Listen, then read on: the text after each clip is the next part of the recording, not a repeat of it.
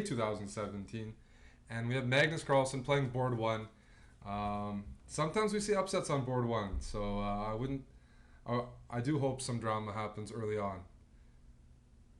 Nakamura and Magnus have played each other many times, but this is a huge event. They're not going to play each other unless they win 4, 5, 6 games in a row. And even a couple Title Tuesdays ago, Nakamura lost the very first round. So he's going to have to be a bit more stable than he sometimes is in order to get paired with Magnus. For those who don't know, Magnus was in California yesterday, I believe, for a summit, some sort of conference summit. Danny Wrench was also there. So I think Magnus is playing from the US. He's going for his London system. Easy to play, easy to get up on the clock, not a lot of risk, and he just knows it very well. So White's getting ready to trade off the dark squared bishops. He'd like to at some point achieve f3, kicking the knight out of the e4 square, and just claiming a pleasant position due to this bishop on c8, which is locked in. So bishop h2, the knight might be going to f4 as well. If Black doesn't want to trade off those bishops, Magnus is like, I'll just keep my bishop and I have a fantastic diagonal. So Black decides to oppose it now. But these positions are slightly better for White and not a position you want to find yourself in against Magnus. He also plays the Stonewall himself. So he's very familiar with these structures from both sides. But I would say the Stonewall is an opening that requires a lot of care, and it's not recommended for most levels, playing with this bishop on c8.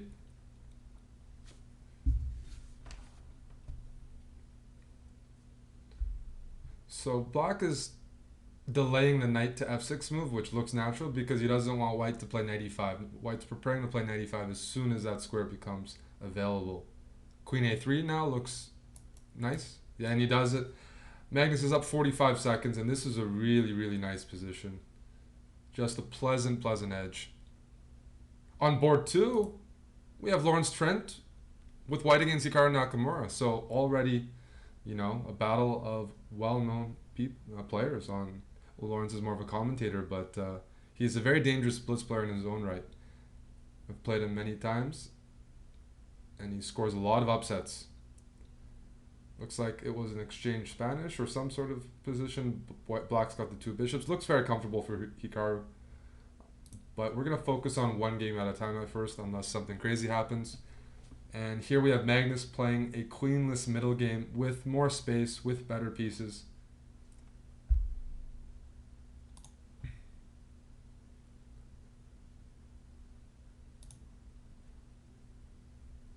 Knight e5. And White's getting ready to say, look, you're not developing your bishop. I'm going to open up the position. I have lead in development. And, I think he might take on e4 here and play against this isolated pawn. This pawn is permanently bad. That means this bishop is bad. This is getting worse and worse. This is getting close to being just completely lost. Once White recoups this pawn, e4 is going to fall. And again, this bishop is not developing anytime soon. So I wouldn't be surprised to see a bunch of knight g3, knight takes c4. Everything is good here. Magnus is going to win this. Even if he was asleep, he would win this. You guys ever have chess dreams?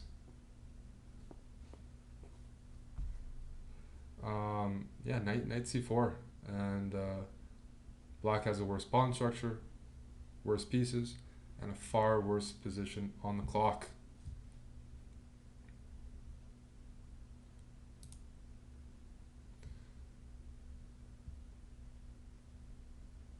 Nothing changes. He's going to play knight c3, win this pawn. The bishop on c8 is still missing. The bishop on c8 is still missing.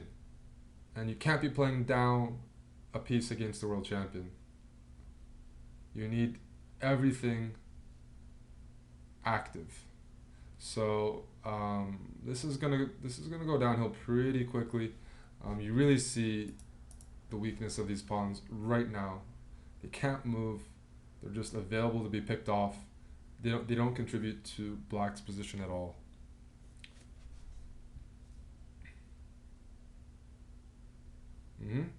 And now he's threatening rook takes c6 if bishop takes c6 because the back rank is weak, which means black has to take back with the pawn, which only makes it worse. This is brutal.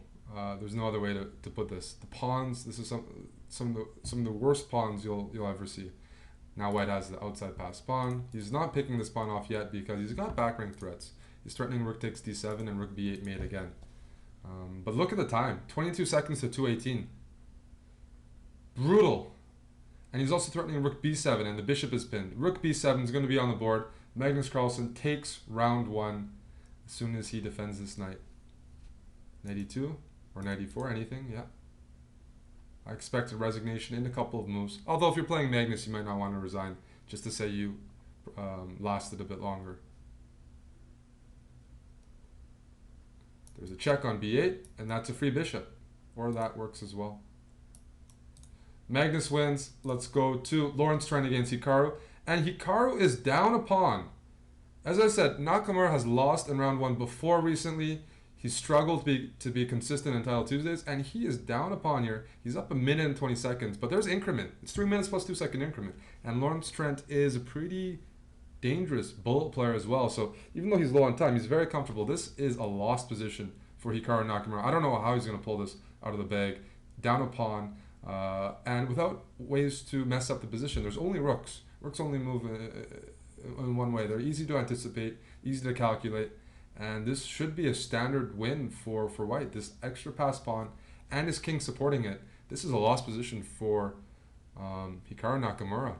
And if you guys are hoping for a Nakamura-Carlsen match this tournament, you're going to be cheering for Nakamura to pull something out here, which I don't know where and how he's going to do it. He does it against me all the time. I just don't know where it's coming from, though.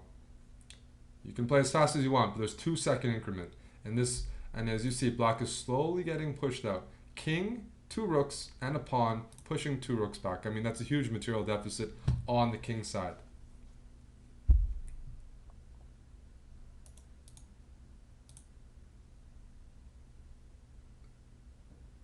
Nakamura now is playing rook against queen, but unfortunately this is not a fortress for many different reasons. Too many pawns on the board. White's king is too active. And there's mate.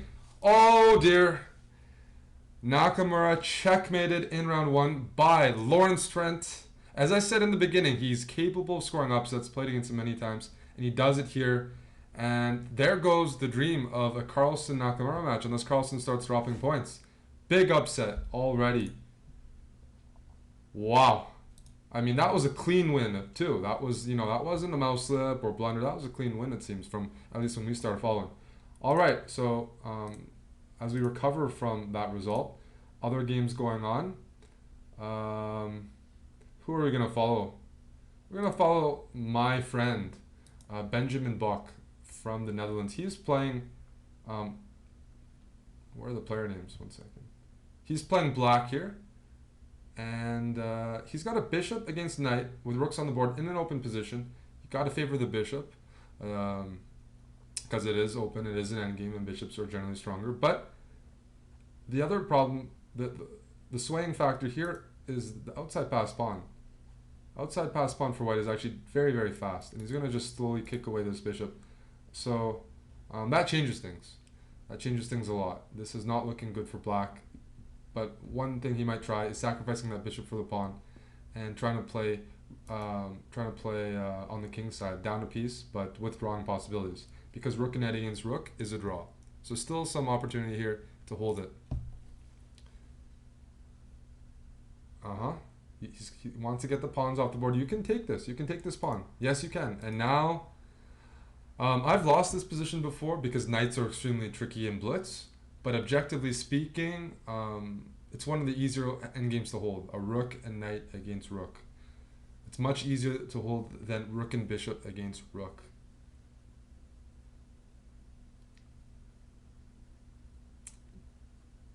So we're in the middle of round 1 of Title Tuesday, May 2017 edition, and Magnus Carlsen is playing. That's all you got to know. He's got a busy schedule and a surprise appearance. And it's already paying off because number 2 seed in the tournament, Hikaru Nakamura, lost round 1, which puts him as a huge betting favorite. And they repeated here, which, I mean, it's a fair result, but I think you might as well play on as white. Knights are very tricky in time scrambles, but okay, low-rated player, plays it safe. A good result nonetheless. What else is going on this round? So let's exit that. Here we go. This is a game. Akobian playing black. He's just won on time against Dutch IM. So that game is over. The games are just winding down now. Some other notable participants of the tournament. Let's see. So Akobian is there. Quite a few French grandmasters as normal. I see Nuki, a fan favorite on the website. He won his game. I see GM Joey, another fan favorite from the Philippines, Rogelio Antonio, playing. And he rarely plays in these. So Philippines represent over there. Who else? Yeah, we're just waiting for the last couple of games to finish. Let me put one up. Here's another website favorite, Yakov Norwitz here, playing white, I believe.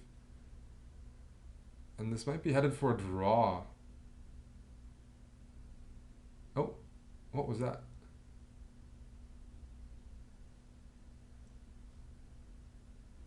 What was that? I moved. So both sides are going to queen, and white will have a pawn for the bishop. Oh, what? Bishop e8. Well, now this is just a draw. I'm not sure why he gave up his bishop for that. Bishop e8 is a strange move. There's no other way to put it. Bishop e8, your bishop is worth more than a pawn. No, that's a strange move. But at least it ensures the draw, just that black was better.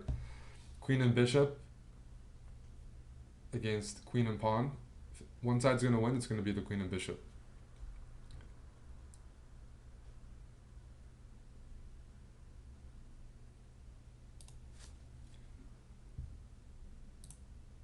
They go to kings. And all the games are done. Round 2 has started immediately, and we have Iceland against Norway on board 1. I think this is Helgi Olafsson. It is Helgi Olafsson, a longtime member of the Icelandic national team. I think he's busy as a coach these days. He still plays sometimes, but he's been a grandmaster for decades. I've played him multiple times. Still quite sharp, plays a lot of blitz. And he's playing white against Magnus. So we have a Scandinavian battle in round 2 over here. I imagine the players have probably played each other over the board at some point. And Magnus goes for a6. This is a recent trend. It's not caught on for the most part, but some strong players have been playing it. It's not the prettiest move, let's put it that way. You often end up weakening your squares considerably when you play c6, but it's been scoring okay.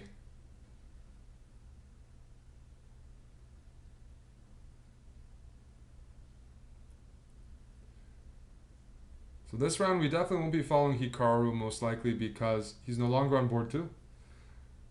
And we'll have to wait for him to catch up. He's got a hill to climb, but if there's somebody who can do it, it's him. It's 10 rounds. And the winning score is usually 9 points or less. So the margin of error, he's still within the margin of error. That loss has not knocked him out of any sort of spot yet, but 2 losses and you're struggling.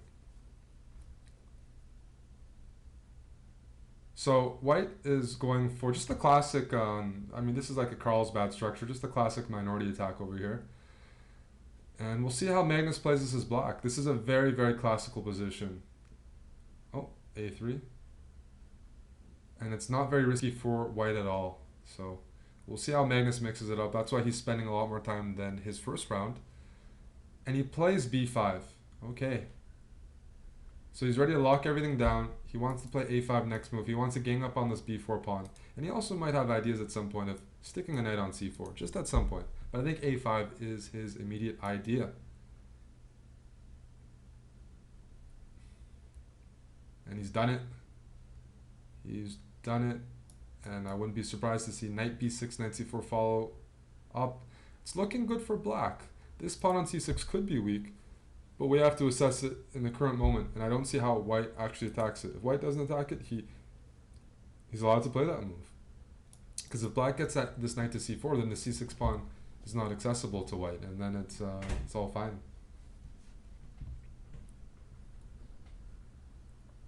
So g4, and he wants to play g5 and question this knight on f6.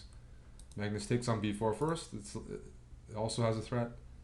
And now he's going to decide. You can play bishop e6, bishop g6. That's about it. Only 2 moves.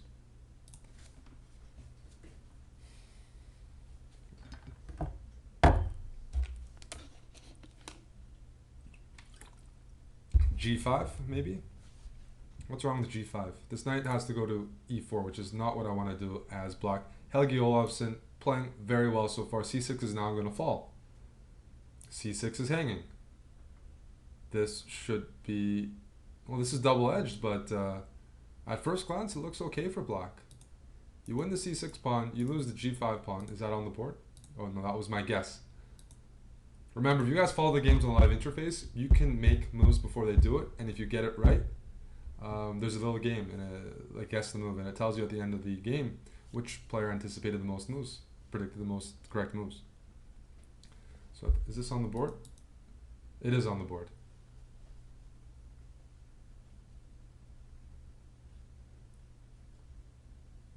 So it's double-edged now. So without the h pawn, black might have ideas of playing knight f6, maybe h5, h4. Get some play against white's kingside. Now bishop h3 is the threat.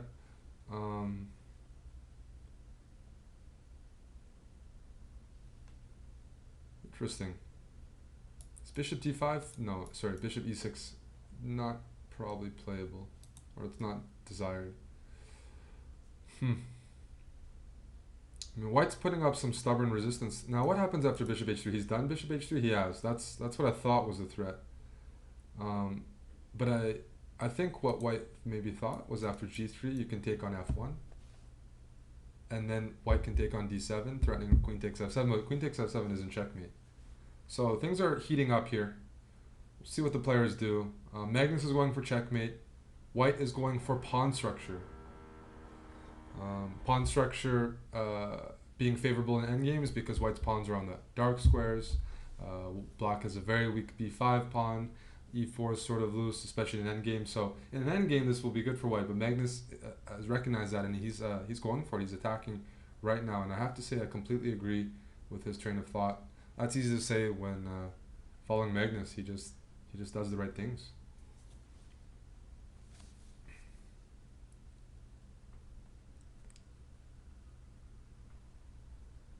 But yeah, Magnus does not want this to go into an endgame. He wants to finish his older opponent in the middle game over here.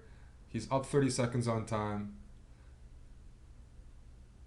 He's got tactical shots in the position, and he's definitely banking on that.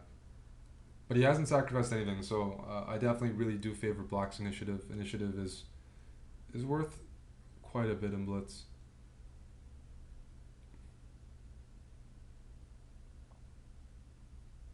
I mean, you have 30 seconds, and there's too many pieces on the board. If you're playing white here, you've got to somehow get trades going. Now you can take on g3, and e3 is hanging. No, Olafsson playing white, he's got to get heavy pieces off the board. With so many pieces on the board, with no time, that is a recipe for disaster. You're going to blunder at some point. There's too much to calculate. You simply can't calculate it all, and something's got to give. So Magnus now, if knight takes e4, he's got queen h6 check. Okay, he's got tactics everywhere. Rook a2 might be close to winning, and now knight g4 check. The bishop is pinned. That looks winning. Knight g4 check, and knight takes e3. Oh, even nicer, queen h5. Game over. I expect a resignation. Wow. A very, very nice win by the world champion. Slow pressure without a lot of risk, and just outplayed his opponent very comfortably in the middle game there. So Carlsen moves to 2-2. Long way to go, but he's doing what he's supposed to do. And we're going to move on to another board here. Akshay Chandra wins on one of the top boards as well. He's high rated, 27.55 blitz. He moves to 2-2. Let's check some other games. Um,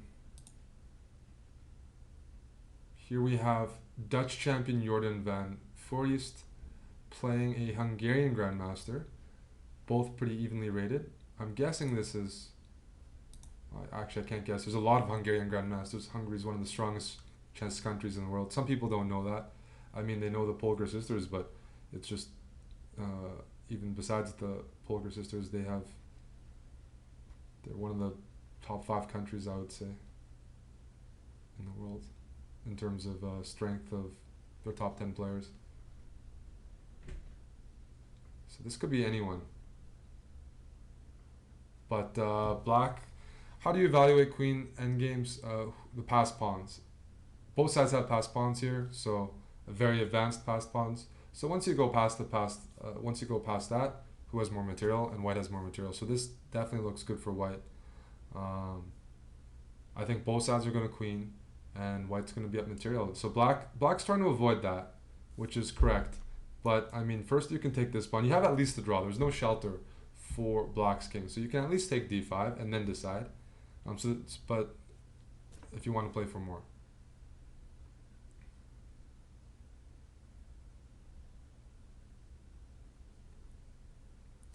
But the reason black didn't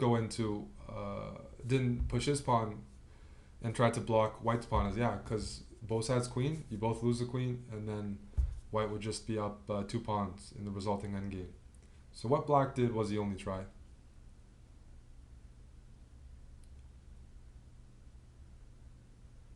I don't see a way to stop black from queening, which means this is headed to a draw. White's been spending time, he's down to 10 seconds, he's trying to find a way. Okay, queen h5 check, king here. Queen. This is going to be a 2-queen position, but I'm going to be queening with check. I don't understand this decision by Van Foreest. Queen a1, then queen e8, then king c2 check. Oh, king f2, there's no checks.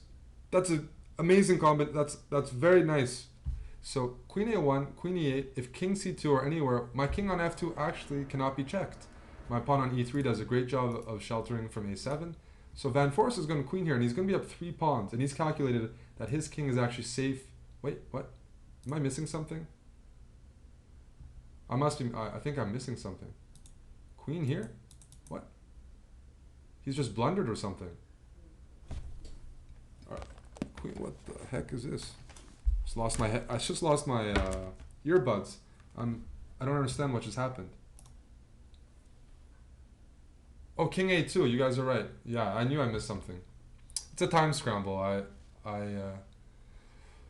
knew I missed something because Jordan is strong enough that he's going to find it. So I was wrong about that. I was trying to figure out why he played for a win. So I assumed he had seen it, but after queen f2, after queen here, there's just simply king a2. I was looking at these 2 moves. This wins. Check.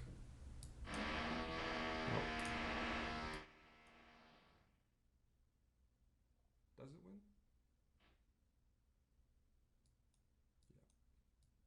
Yeah. Okay, I'm not sure about that. There's a lot to calculate there.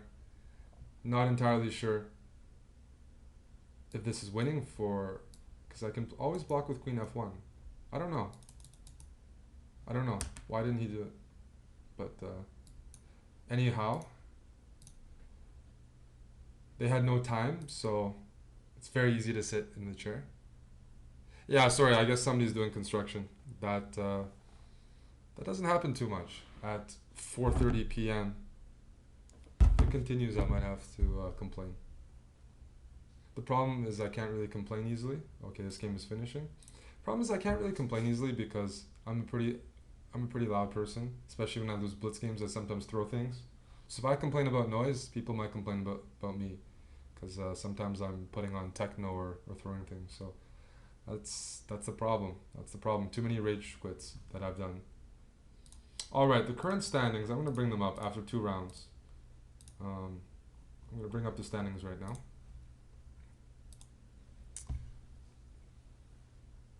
A huge group with 2 out of 2. As you can see, world champion Magnus Carlsen.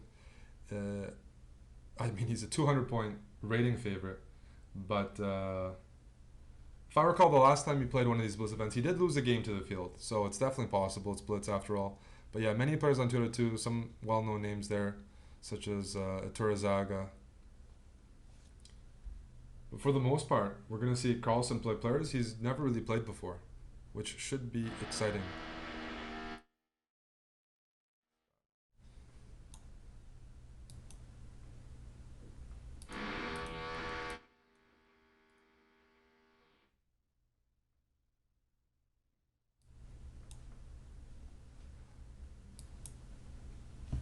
All right, so round 3 is about to begin. We have Carlsen playing white here against Leonardo Tristan from Cordoba, Argentina.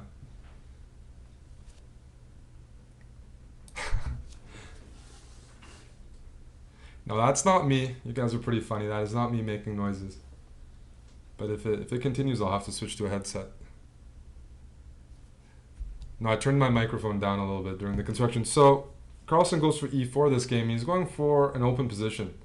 So a little bit of a different strategy compared to round 1. He's not going for his line. He's going for an open position, although it already looks good for white. It is yeah. Somebody's using a drill.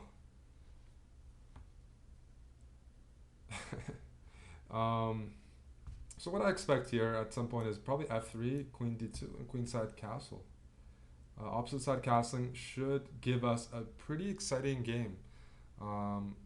White has more space. White has a nice little bind restricting black's center here. You can't really play d5 easily and gain fight back. So I mean, it's definitely preferable for white. We'll see what black does here. It kind of has a fillet or a pawn structure.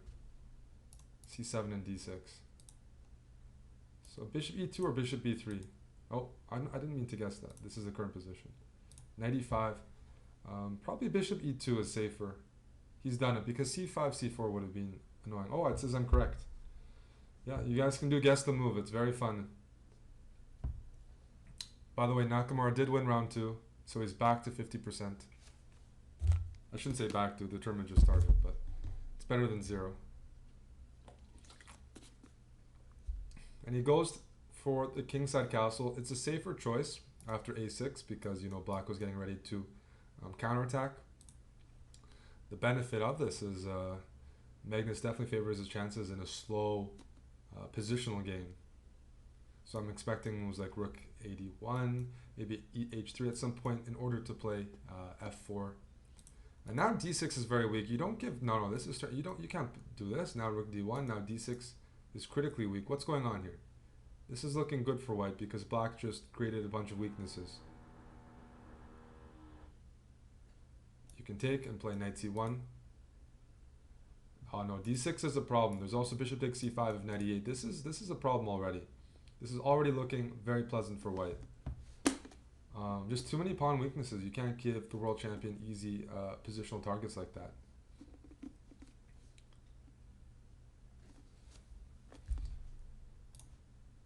So I definitely like this for white. I don't know how you defend d6. You're not probably going to defend d6. You're going to try to play around it, but you're stuck with it either way.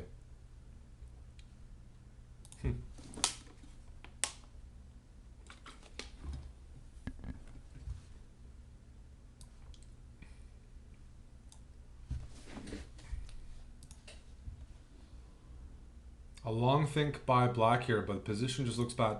I mean, I can always play b3. He goes for queen b6. You can take here. You can also just play b3. d6 is a long-term problem. So no rush in picking it up, but this is a big edge for Magnus. You can also consider knight e2 even. I'm not sure the queen wants to go sailing far away. And he's gone knight e2 with the idea that after queen takes b2, I'll probably play rook b1, queen a3, and queen takes d6, and the queen is simply offside. It's just offside. It's just misplaced. This is getting worse and worse for black because he's still taking time. He needs to recognize his position is bad. He needs to play a bit quicker. He needs to try to use those bishops to create dynamic counterplay because the momentum of the game is not in his favor.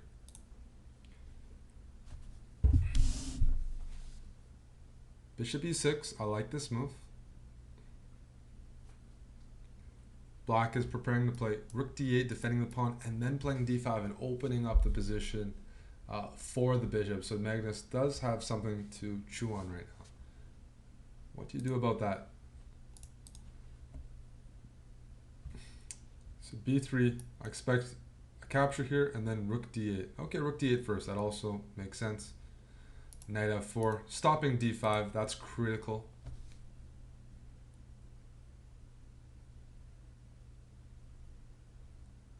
Cannot allow black to open up the position. Again though, d6 is going to be long term. So in the meantime, I think if you're playing white, yeah, you just try to keep control, force your opponent to play defensive, and leverage that into a sort of a time advantage. I think that's what he's pretty much doing. Because I don't think there's a way to win d6 anymore. But there's a way to keep it, keep it there, keep it weak. And now what white wants to do, he needs to get this rook into the game. Somehow build some more pressure. His knights are good. His rook on d1 is good. Rook on f1 could be improved, for sure. What's up, brother Josh? Guys, I'm following Title Tuesday. I'm only following Magnus right now. If you guys want to follow other games, you can log into the live interface and pick any game you want. There are a lot of good players playing at the exact same time right now. So feel free to try that. Nakamura is somewhere in the pack, in the chasing pack, and I'm sure he has some exciting games. But here we're watching Magnus grind this position out. He's playing against the two bishops. Two bishops are effective in really open positions. This is not really open yet. This pawn is still stuck. There aren't a lot of open files for the rooks. And rook d1 is going to happen next, I guess. But black hasn't been able to break free of this bind yet. So the bishops aren't as effective as they normally would be. Big advantage for Magnus. So I think he can just take on... He's going to win this pawn. Yeah. And I think he's just going to take this pawn. Otherwise, he has knight b6. That's even cleaner. So I was thinking c3, rook d3, rook back, and now knight a4. And you collect the pawn. If d5, rook fd1, I'm guessing. Maybe not. Oh, he's done. I'm guessing all the moves. Maybe I'll win guess the move. Black's in trouble here. Rook takes, or h3. h3 is stopping the idea of take, knight g4, check, which I'm not sure is bothersome. Black's down to 6 seconds. Black is down to 6 seconds. You can't give 40 seconds. I mean, just, it's too much. It's a 10-round tournament. 10-round tournament. Rook takes c3. What's wrong with that? Looks like a healthy pawn to me. And now it's just about converting. Maybe move the king out of the way. In fact, black's not threatening anything. The pawn is pinned. There's always rook takes d8 check. Even if d4, I can just move my king out of the way. You're not actually threatening my rook.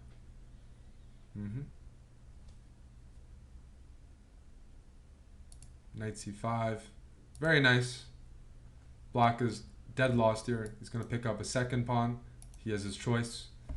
And Carlsen's going to move to 3 out of 3. And no bad positions yet. We haven't seen any comebacks, any points of difficulty for the world champion. I think he's in California. I think he's playing some pretty comfortable chess. Now that's a third pawn. It's raining pawns. Black living off increment, but his position is deteriorating every single move. Now c4 or king d3. Okay, anything. Oh, knight f4 checks the threat.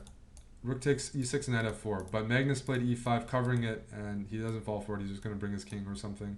He's done it. One last trick there. Let's check that one more time. Knight h5 with the idea of rook takes e6, knight f4 check. Magnus saw that coming a mile away, and he's defended it. Black resigns. Carlsen moves to 3 out of 3. Check on the remaining games.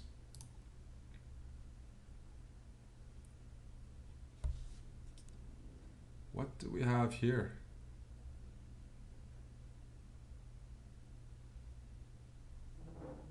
I think this is Penguin GM1 playing white against Indian Lad. I think that's the game. White's up 2 pawns, so it should be winning. You can't play h4 because of queen e1. Yeah, he moves his queen check, maybe.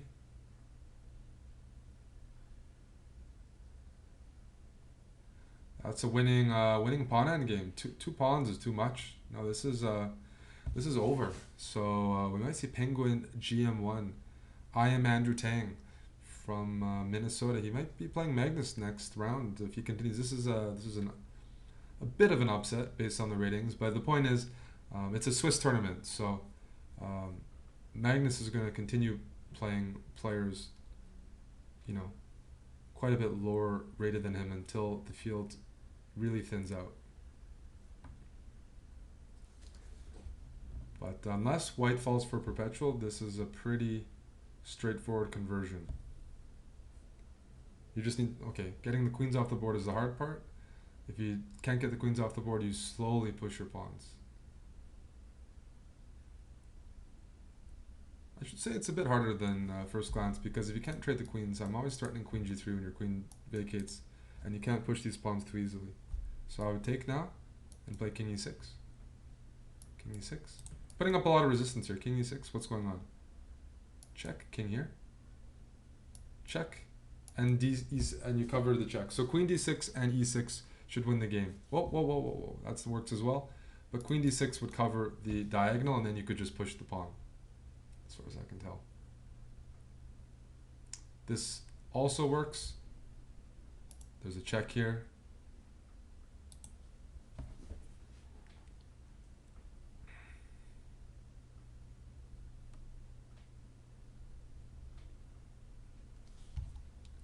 Check.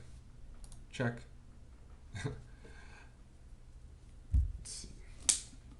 Just a matter of time, though. Blitz with increment is so much different than blitz without increment. Technique is a big factor in blitz with increment. You get a good position, you have 2 seconds on the clock. Well, you're supposed to do well in that. You're not supposed to, you're not supposed to flag, you're supposed to win those positions. Slowly but surely.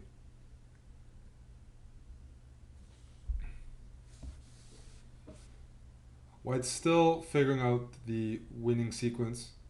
Black's done a good job of harassing.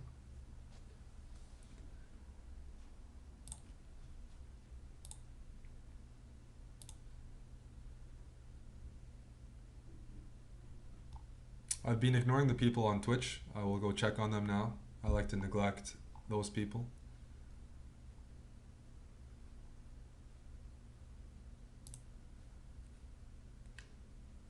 What's up, guys? Nice to see some good numbers for Title Tuesday. I mean, you can't really miss it. When Magnus is playing, it's definitely a treat. I think it's really good for chess that the top player in the world is a very active player and plays all the time in the spotlight. That's good for the popularity of the game and the just everything. Rivalries, entertainment.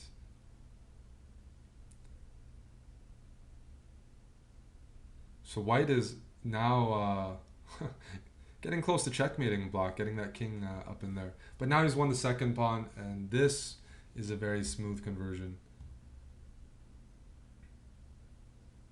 Oops. Wait, he just blundered. No.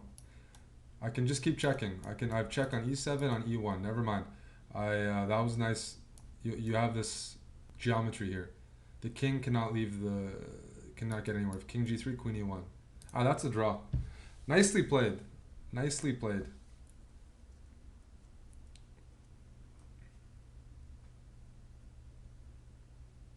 Checking the queen on the diagonals.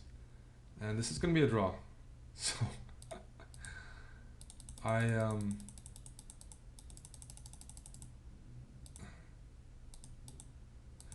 that means white maybe should have considered obviously not taking the pawn. Not quite yet, but anyways, an instructive way to draw by Indian Lad. That was a very long game. A few points missed by white there, but okay. I mean, he was playing on increment. So those players move to 2.5. We won't see them playing Magnus, not quite yet. Why? All the games are done. The current standings, there's still dozens of players, at least a dozen players with 3 out of 3. Carlsen is the leader there, but just to quickly bring up the standings for you guys, you see Magnus, okay, they're all tied. In fact, he's not even on the list that you guys are seeing. There are 10 players here, 10 players with 3 out of 3. Carlsen is now playing against, who's Spartacus? 1975. Oh, thank you. Like I can't read Cyrillic. Google's gonna be my friend right now. So he's playing a Ukrainian Grandmaster. Actually, I do know a little bit of Cyrillic, but I forgot all of it. Spartak. Oh, I can't. That's a hard name. Spartak is his actual name, so that's pretty cool. Spartacus. Vysokin. Spartak Vysokin from Ukraine. He's rated 25-31, and he's 42 years old. That's what my quick Google search tells me. And Magnus is playing the Berlin against him, which is a funny choice. But he's just planning to outplay his opponent in a symmetrical endgame, in a drawish endgame. He's just very confident no matter the position. But it's not the normal choice you play in blitz. It's not a common blitz opening, especially when you're trying to play for a win. But we're talking about Magnus here. He plays virtually every single opening. He doesn't get bothered by the reputation. He plays lines that aren't considered excellent or top-notch. He's just confident in his middle games. That's his bread and butter.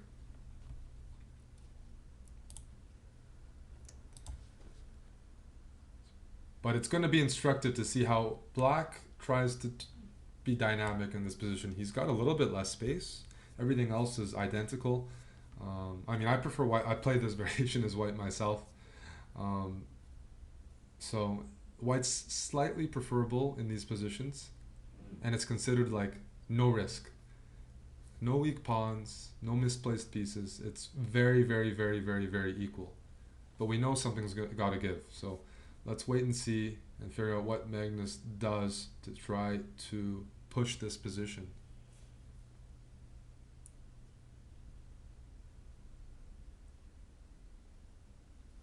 Some other players on 3-3. David Klein, Grandmaster from the Netherlands.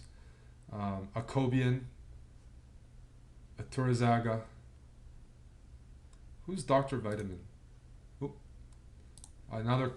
Everyone's name is in Cyrillic. I learned a bit of Russian when I used to go to Russia for chess tournaments. I wanted to date Russian girls. I forgot all of it. Those were my teenage years. So I won't be able to translate some of the usernames here.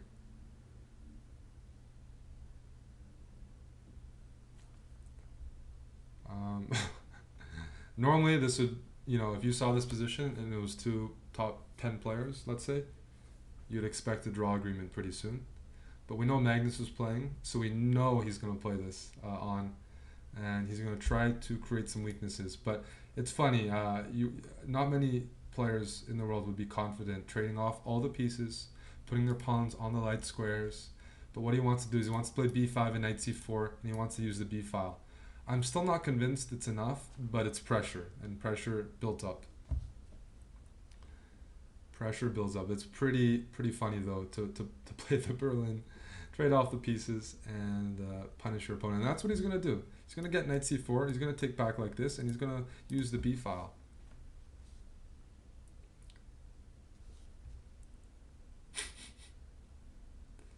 Maybe rook e2 here. Rook e2, bishop d3. Rook e3. I'm not sure.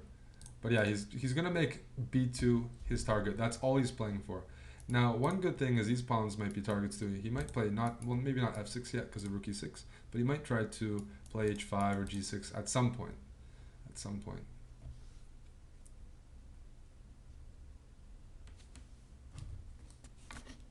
But yeah, Magnus is trying to get knight c4 to work. Hikaru is on 2 out of 3. He's making his comeback. Nakamura's storming back, guys. Watch out for him. He wants a piece of Carlsen, I bet. That's what we want to see as well.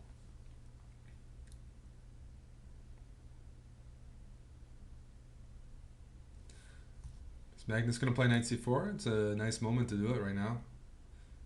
Take back with a b pawn, rook e2, and then bishop d3. Dude, Magnus is so good. He's going to win this technically. What this is going to be... I'm not going to commentate on some of these moves. I don't know what he's planning. He's evaluating different endgames, I'm sure of it. I'm sure he's evaluating some of these endgames, these bishop and rook endgames.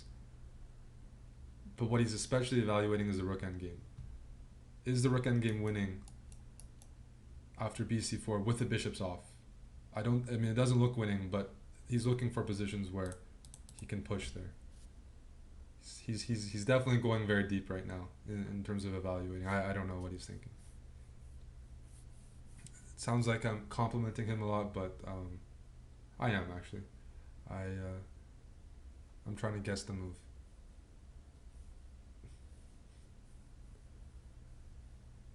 Oh, if he played h6, that means I don't think he sees like something really promising. He's waiting.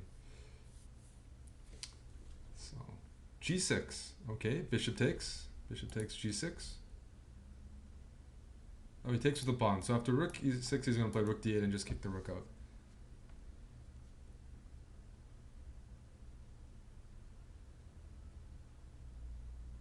So what happens after knight c4?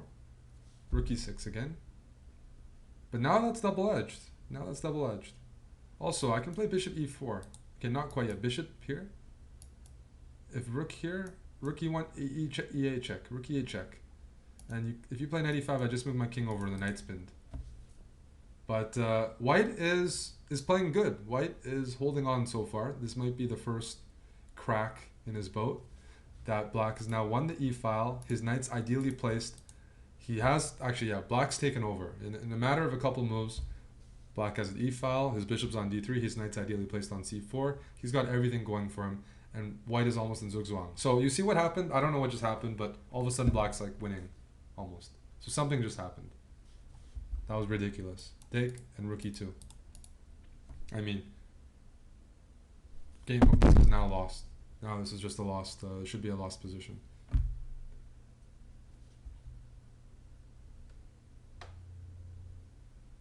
So rook e1, I can take on b2, I can play rook f2, but I mean, you know, nothing happens, all of a sudden you're lost. That's the technical chess.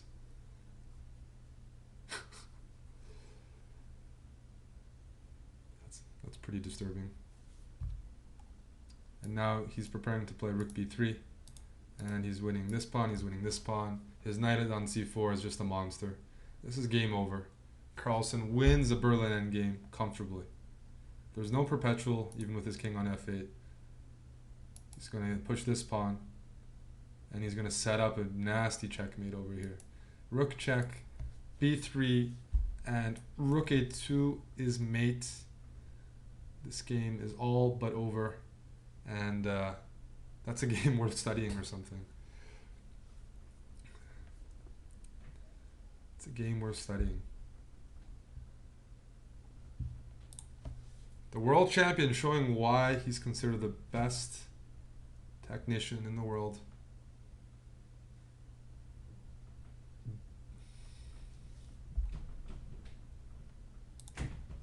Ridiculous.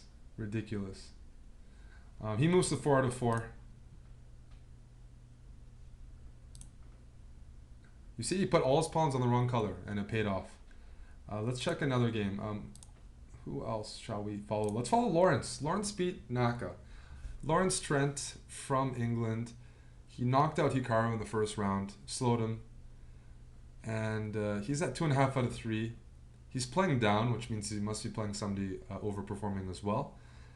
And he's trying to grind out this endgame. He's got a knight against bishop, but he's got a better pawn structure. Black has double pawns on the f-file. But an active king here. And white's pawns on the king's side are all on dark squares. So what happens if I poke you with bishop c3? You play a3, then I poke you again with bishop b2.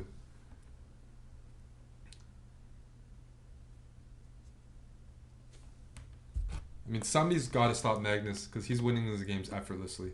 I mean, people are putting up resistance, but he hasn't been in a single difficult position. He hasn't broken a sweat, most likely.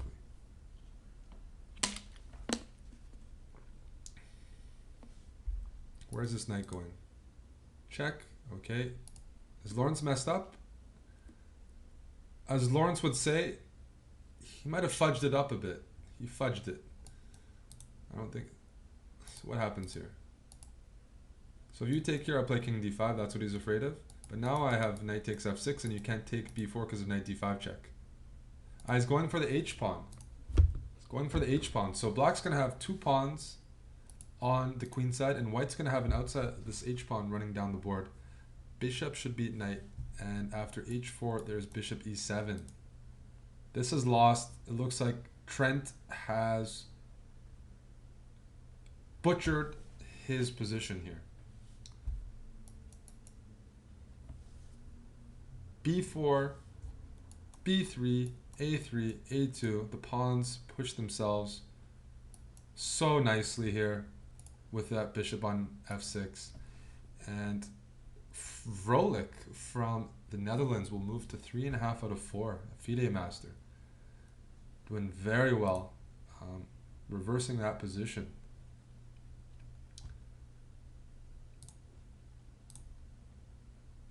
Easy to overpress. Easy to overpress in blitz. Got a game going on here. White trying to hold this position, but that extra pawn on a3 keeps this rook passive. He's going to check on a4. He's going to bring his rook, his king to g5, king e5 even. Or he can just king walk. This is lost. Outside pass pawn should win. You just queen. That's all. Nothing else. That's actually all you do. You don't need to memorize that endgame. You just need to queen your pawn. One of the objectives in chess. So the winner of this, I think, might move to 4 to 4. How many players are on 4 to 4? Yeah, the winner was Sergei Nefedov, who is an FM from Russia with 4 to 4. Do not know who he is. Let's take a quick look at the leaderboard right now. 4 players with a perfect score. Who's this? Tamash? It is Tamash. Okay, that was a good guess by me. He's a 2600 Grandmaster from Hungary. I don't know who Sergei Nefedov is though, but clearly very dangerous. It probably means he's beaten 4 high-rated opponents, at least 3, but probably 4 GMs. He's got 4 GM kills on his sword, so to speak. But Carlsen and Eduardo Trezeguet. So we know these guys are going to play each other because it's an even number. Still a couple games going. But the way Magnus is playing, who's going to stop him? Who is going to stop him? A lot of Dutch guys in this event. They all coordinated today or something. I need to get Robin to play in these. Everyone else is playing. Jordan, Bock, Klein. Got all the Dutch names. Vrolik. Beertsen. There's a bit of a Dutch invasion on the tournament.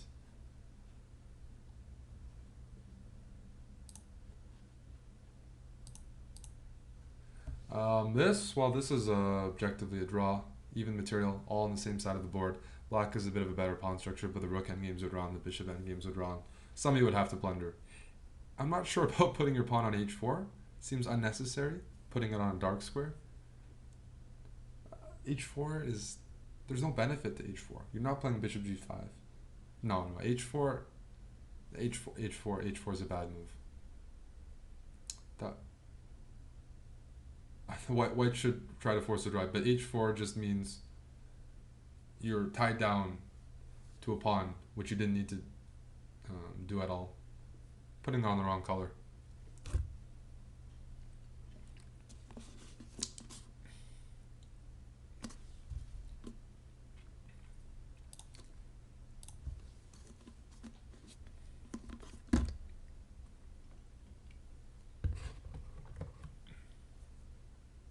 I would consider trading rooks. They're just repeating. Black might as well trade rooks and play rook e5 or something. Let me check on the neglected Twitch people. Yep, so the world champion's on 4-4 right now. I don't have a bell. No, I do not have a bell. Danny's got a bell for checkmate.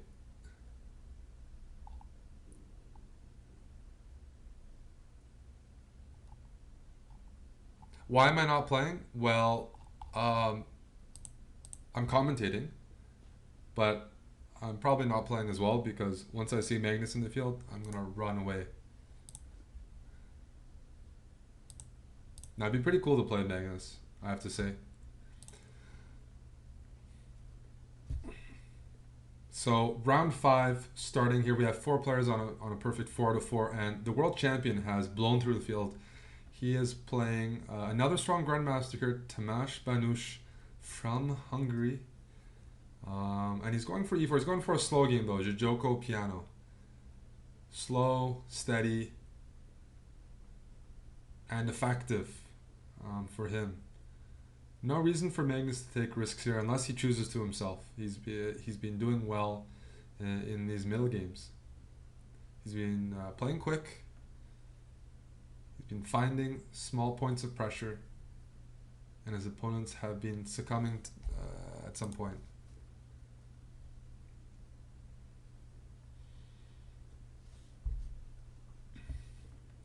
But here, there's nothing special yet. This is played a lot these days.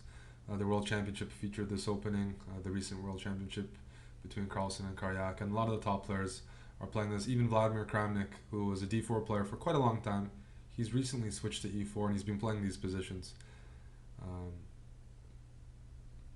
I don't know why. These positions are very symmetrical and they're very deep. They look the same, but there's subtleties all around. I could spend a year studying these positions and probably not fully understand why certain positions are better than others.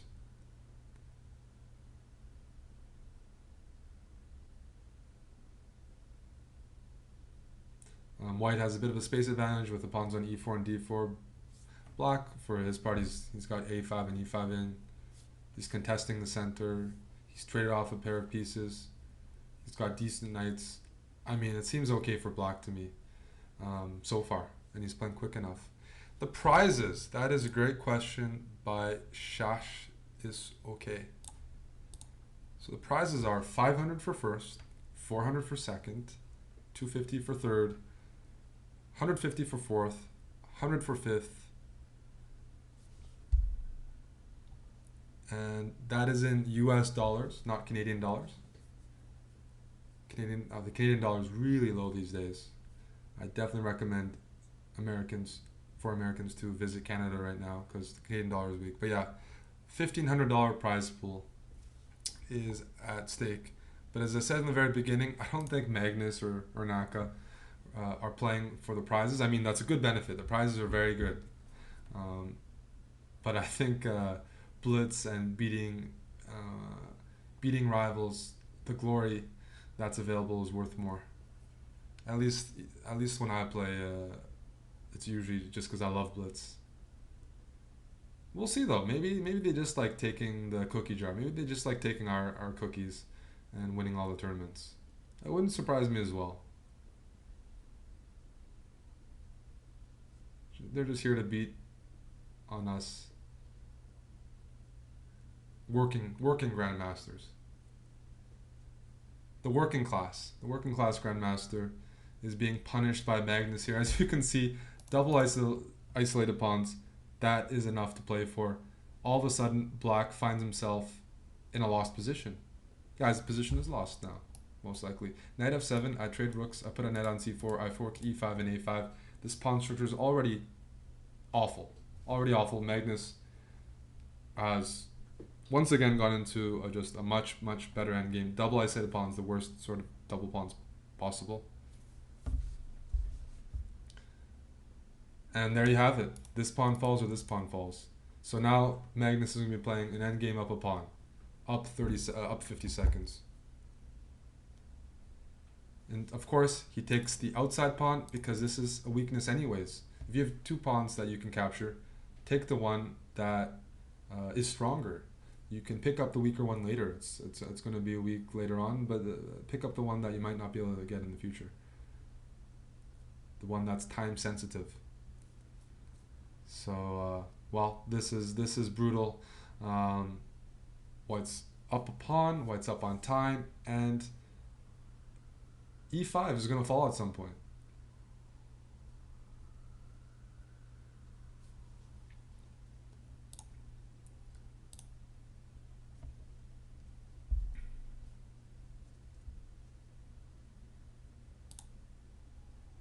Carlsen doing something he does very well, waiting for mistakes from his opponents. He not only beats us like that, he beats top players in the world just waiting for mistakes. He can wait 100 moves, he can wait 200 moves, but he plays really well in that phase of the game. I remember reading an interview from four-time Soviet champion Alexander Belyavsky, and he said, I only know two players in my career who play better in the sixth hour of play than in the first hour of play, and those players are Carlsen and Karpov. Coming from a four-time Soviet champion. But that makes a lot of sense, and it's definitely a very rare attribute. He can just prolong the game and wait for mistakes. So, in the context of a blitz game, Carlsen is the sort of player who can play better in the 80th move than in the middle game when he's fresh. He just gets stronger as the game goes on. We're following the board 2 between two players on 4-4. Right now, Magnus Carlsen is in a clear lead pending this result. He's at 5 out of 5, and only these two players can maintain the pace.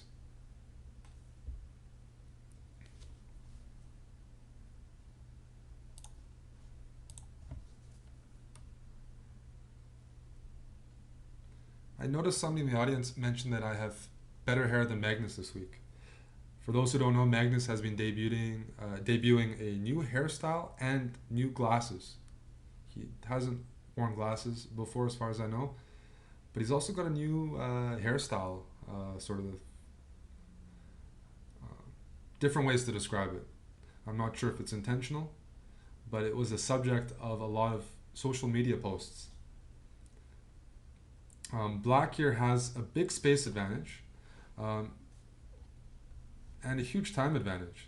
I mean, g5, f4 looks crushing. This knight on d3 controls everything, so this looks extremely bad for white. g5, f4 looks like a fantastic... I mean, this knight on d3, just too much to deal with here. Queen takes d3, blocks up a pawn, the knight's hanging. But I'm not even sure I would have traded queens in that position. Knight b2, forking the rooks. Oh, bishop here. And rook takes a7. What a tactic. What a tactic by Sergei Nefedov. He has rook g7 with a windmill tactic. So the rooks aren't, and he's recovered the pawn, and he's completely fine now.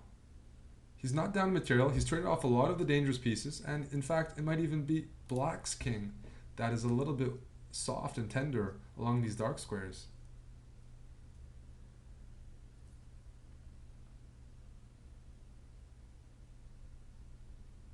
Bishop e5 was a nice touch. And Turzega is rattled. He's spending his time. He's just butchered his position. And now he's facing a very unpleasant task. Two bishops for white. He's going to get the 7th rank. This is looking really good for Sergei Nefedov, who is a surprise story. A surprise story right now. I mean, g4, king g2, open up the position. Look at this bishop over here. It's gorgeous. Oh, knight f4 using tactics. He wants to play knight e6. He's attacking the bishop and he's threatening knight e6, forking the bishop and the rook. Turzega coming through. Because you can't just let this bishop stay on d4. It dictates the whole position. I played Magnus this year for the first time in my life in the Pro Chess League. In the match between the chessbrahs against Norway. I lost to Magnus, but we won the match. So, good and bad, but it was a lot of fun. So now we're headed into a bishop endgame. However, this is a This is a... Well, e3 is double-edged. He's saying that you can never capture the pawn because I control all the squares around it. Because otherwise, if this pawn falls, then all of a sudden white's doing well. But if it doesn't fall, yeah, so it was an attempt to play. Black's attempting to play. He's hoping for a move like king g2, where you can play bishop d5 check and win the resulting king and pawn endgame. So white has to watch out for that. The king can't go to f1, and it doesn't want to go to g2. Oh, bishop here. And maybe bishop f3. Okay, he wants to play king d5. He wants to play king d5, king d4. So no matter where black does, he wants to stop king d5. So he wants to play bishop f3 when king d5 is threatened.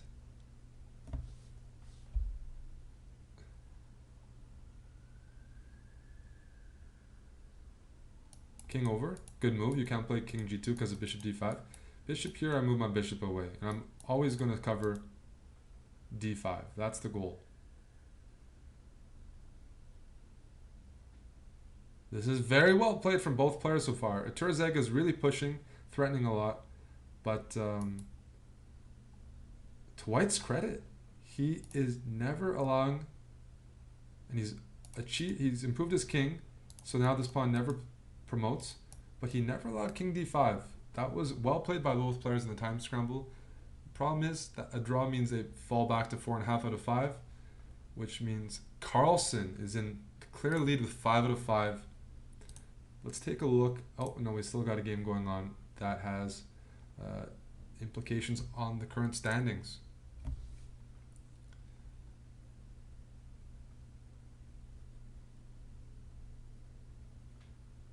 I believe here, this is H and F against king. It's possible to lose this. It's a textbook draw most of the time. But... in practical play, I think people lose it maybe more often than draw. I'm not sure. I won it myself, and I didn't even know how to win it. I just won it by pushing the pawns. It's very easy to go wrong here. So who's playing here? That's Andrew Tang playing white against Akshay Chandra. Players are on 3.5 out of 4. So the winner will move into the second place group.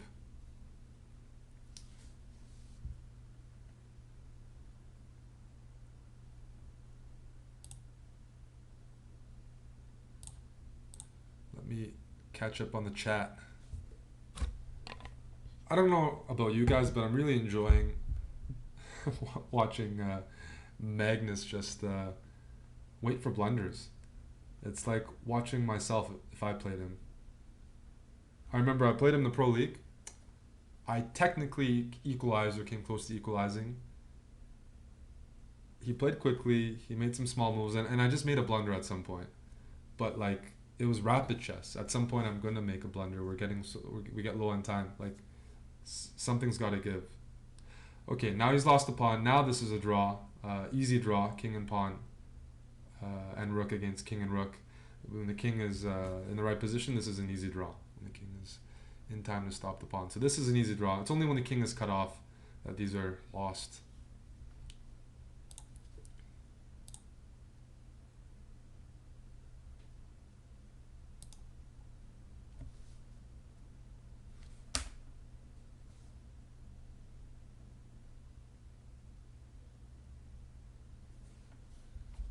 Those players move to 4 to 5, so still in contention. Oh, round 5's begun. Let's quickly put up the standings. So 10 rounds, the tournament's halfway through. World champion Carlsen's in the lead, but the chasing pack has Benjamin Bach, Eduardo Iturzega, and messed up his name there, even though he's a teammate of mine. Michelangelo, who's that? Luka Lenic, who drew Carlsen in the Pro Chess League. So some strong players coming up, and Sergei Nefedov, who's been impressive so far. 2260 FIDE, and in second place. Very impressive. So currently it's a Iturzega against Carlsen. And Carlsen's going for the double fianchetto setup here. He might be playing c5, he might be playing knight e4.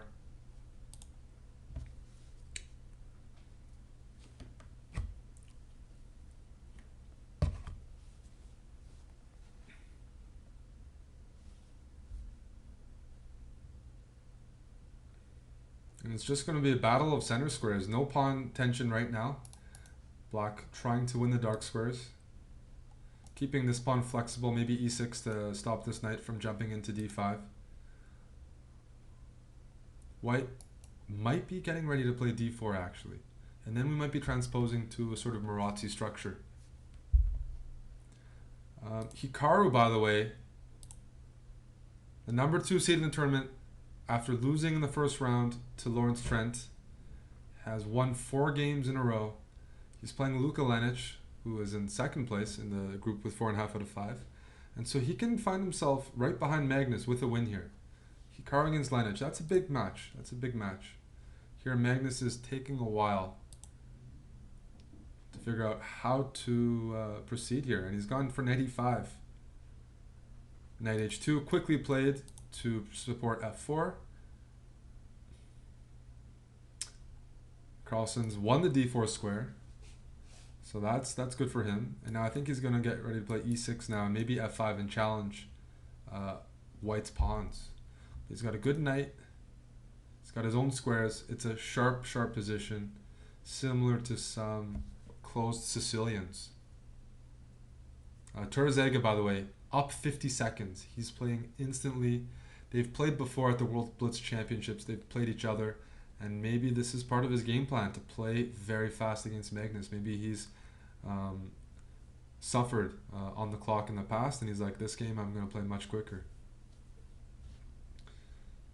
Just want to remind everybody, first prize is $500.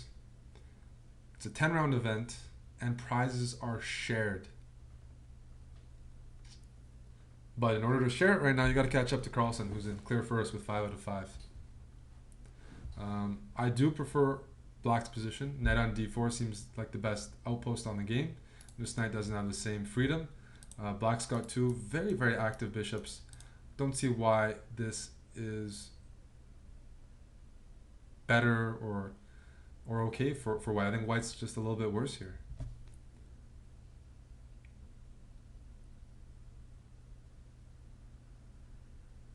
He's restricted by his, his bishop is behind his pawn. Can't really improve this bishop over here, whereas this bishop's got a great diagonal, and this bishop is putting pressure on the center. Oh, that's not what happened. So now Magnus has won the bishop pair, and I'm liking his position. I am liking his position, for sure. White hasn't done anything too wrong, though. It's still very balanced, but now we have 2 bishops against bishop and knight, with still a lot of tension in the center. What are you going to do about the f5 pawn if you're Magnus? Are you going to take here? Are you going to take here? Or are you going to let White take on f5? Which would mean this f5 pawn would be very soft. I think Magnus wants to capture, because f5 would be soft and it would be on a light square, which means this bishop can't defend it on g7. So White's got some nice looking pawns here, whereas Black has 2 bishops, some dark square control, the b file. Might be playing bishop a6 next move. Might be playing queen b4. Might be trying to go for an endgame where bishops are better. We'll have to see. But a pretty tense game. Turzega is a very, very good blitz player. I think he's rated around 2,700 feet a blitz. So this is the highest rated opponent that Magnus has played so far. He's gone bishop a6. He doesn't want to trade off bishops. He wants to put pressure on the d3 weakness. He might want to assume the c file soon. He might want to trade queens. He might want to put pressure on f4. But he's going to counterattack with those bishops from far away. Turzega still playing quickly. He's still up a little bit of time, but it's starting to dissolve. And rook c5, a nice move, covering a lot of these squares and preparing to double. Bishop h3. Back and forth affair here between Carlsen and Turzega. Norwegian #1 against Venezuelan #1.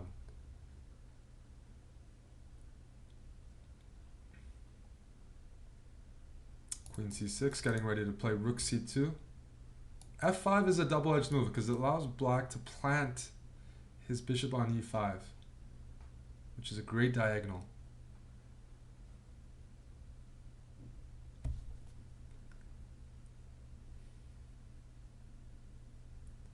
But as it stands, it seems like Black has more ways to improve the position. If White does not play f5, how does White proceed? Black Might play bishop d7, might play rook b8. He's going to push the a-pawn. But white is slowly running out of moves that improve his position. Can definitely say I do prefer the position of Carlsen right now. I like the two bishops. I like the b file. Time situation, prefer white obviously. But there's increment, and Magnus is an excellent bullet player, excellent blitz player. Doesn't make mouse slips, doesn't flag, so I'm not too concerned there. Turzega is matching him move for move though. He's up on time, maintaining that. He's not blundering. He hasn't made that big mistake yet. We haven't entered an endgame, and he's doing what he's supposed to do. He's going to ask for Magnus to actually make a mistake by pushing. It's sort of like in MMA. Anderson Silva, one of the greatest fighters in history, he made a career out of counter striking, letting his opponents come to him and make mistakes. And then Magnus, when he often waits for mistakes, but if opponents don't make it, then he's got to push the envelope here, and then blunders might happen.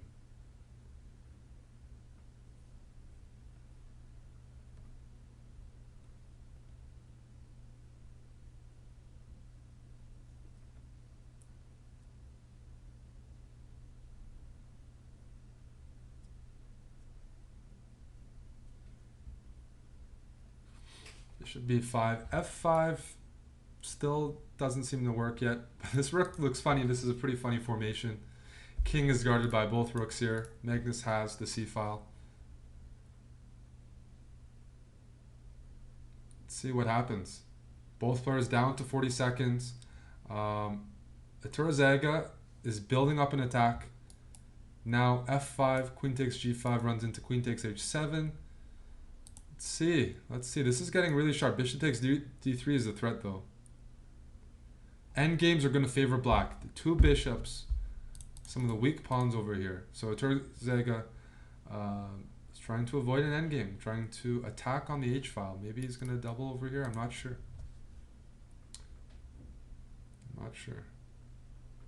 Now the players, now Carlsen is up 15 seconds. Turzega, he did an excellent job of maintaining the clock. Now he's in trouble. Now he's under 20 seconds, and his king is open. Both kings are open, but when kings are open, you usually want to favor the bishops. Still, he hasn't blundered yet, and a3 trying to win the c3 square. So now rook c3 is probably going to be the follow-up. So he temporarily sacrificed this pawn. Now both of these pawns are weak, but c3 is now accessible for the rooks. Carlsen slowly putting some pressure on taking the initiative away from white. But a very tense game.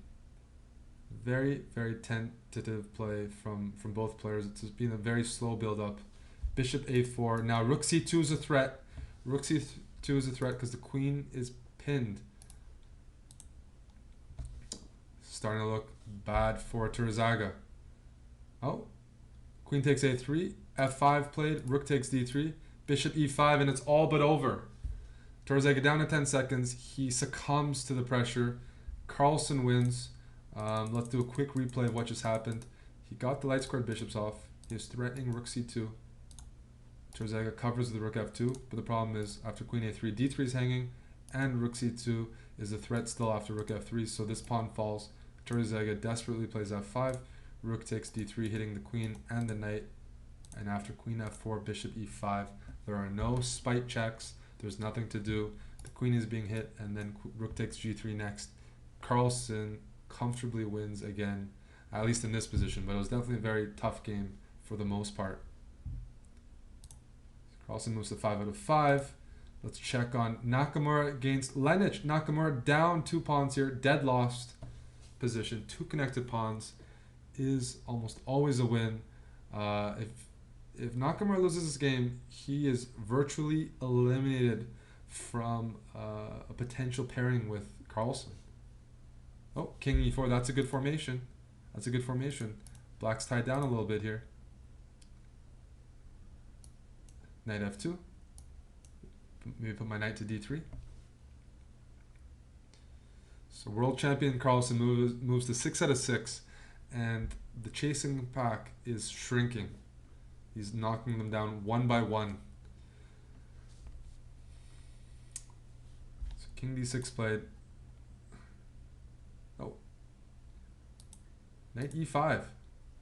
What did we miss here?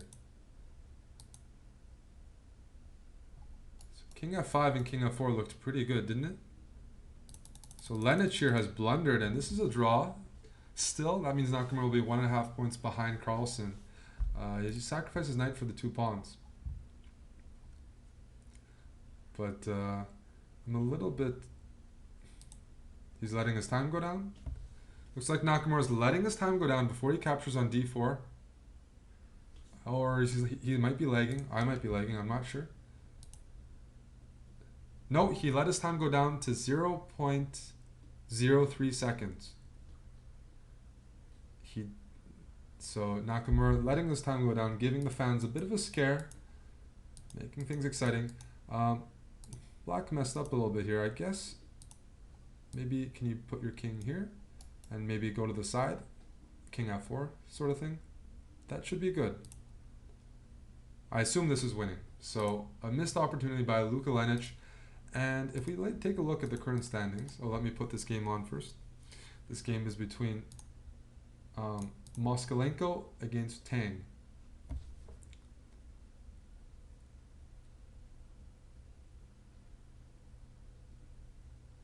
And looks like they're shuffling.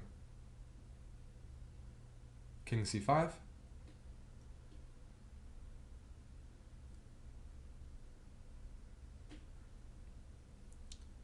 But Benjamin Bok from the Netherlands is in clear second place with 5.5 out of 6. He's emerged in clear second. Everybody else has drawn or lost. So that means next round's pairing is guaranteed. Bok against Carlsen, Norway against the Netherlands. This is a draw.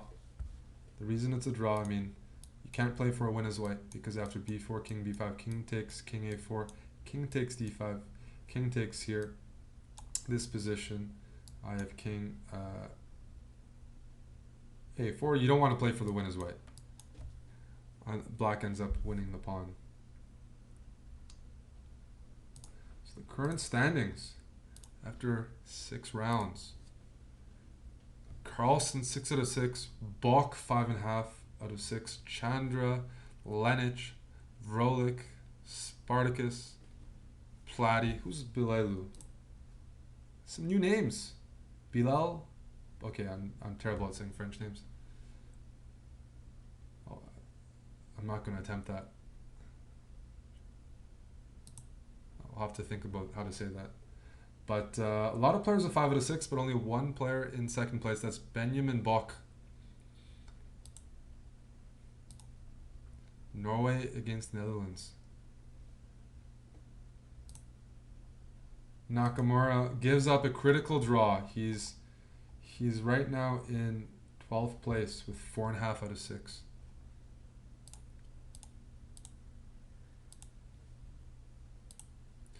Question is, will Magnus Carlsen get 10 out of 10?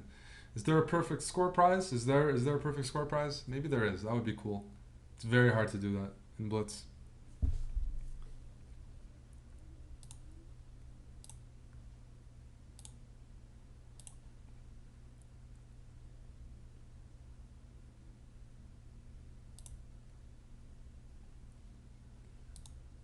Oh, there's one game going on still. I was waiting for the games to start. I didn't realize there's still a game going on.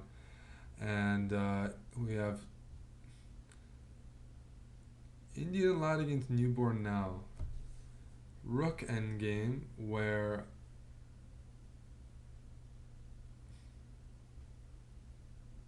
the players have been repeating for a while. They're on move 117.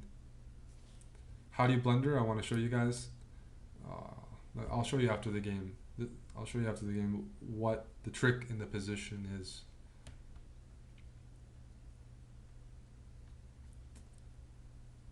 But this is a draw. Both Black's king can't run away from the checks, and White's king can't get out of the corner, and everything else is the same structure. But the trick in the position was that after king c2, if you decide to be a greedy Guillermo and take on b6, wait a second, no. Okay, the games have started. That game ended in a draw as it should have, so don't need to say anything more about that. But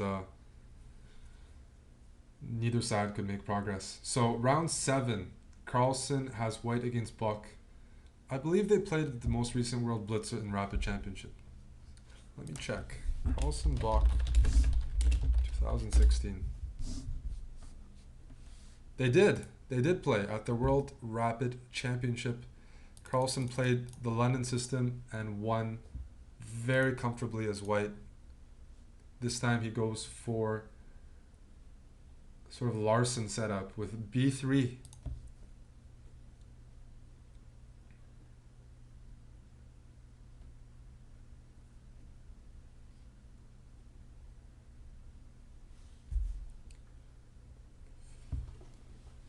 So a very flexible setup for whites. You fianchetto both bishops. You get a lot of pieces on the board. You get a contested middle game. All the pawns, all the pieces, lots of possibilities, lots to think about. You just play some chess. He's not striving for that opening edge. He just wants to play with the pieces. He wants to outplay his opponents. Bach is playing very quickly. He spent no time. This is a pretty common opening setup, especially in blitz. A lot of players like to play this as white. You can kind of pre-move, right? You can make your moves no matter what. When you fianchetto, it doesn't really matter what your opponents do. They usually can't stop it. So it's a move that it's an opening that you can just play 10, 15 moves right off the bat and end up with a time advantage.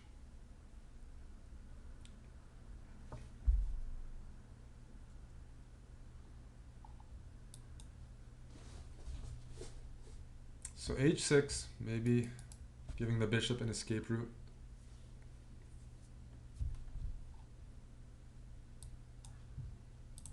Queen on e7, bishop on e6, keep the rook restricted on a1. He goes for e4, okay. Things are going to sharpen up now. Things are going to sharpen up. He takes back with a knight. He wants to maybe clear open the d-file. No, he takes with the rook. That's interesting. Running into bishop g6 and maybe accepting a weak d3 pawn. A very double-edged transaction there. Because d3 is sort of soft. But on the plus side, you have the e-file, semi-open e-file. Your bishop is free. Black's bishop is good. So now the structure has changed.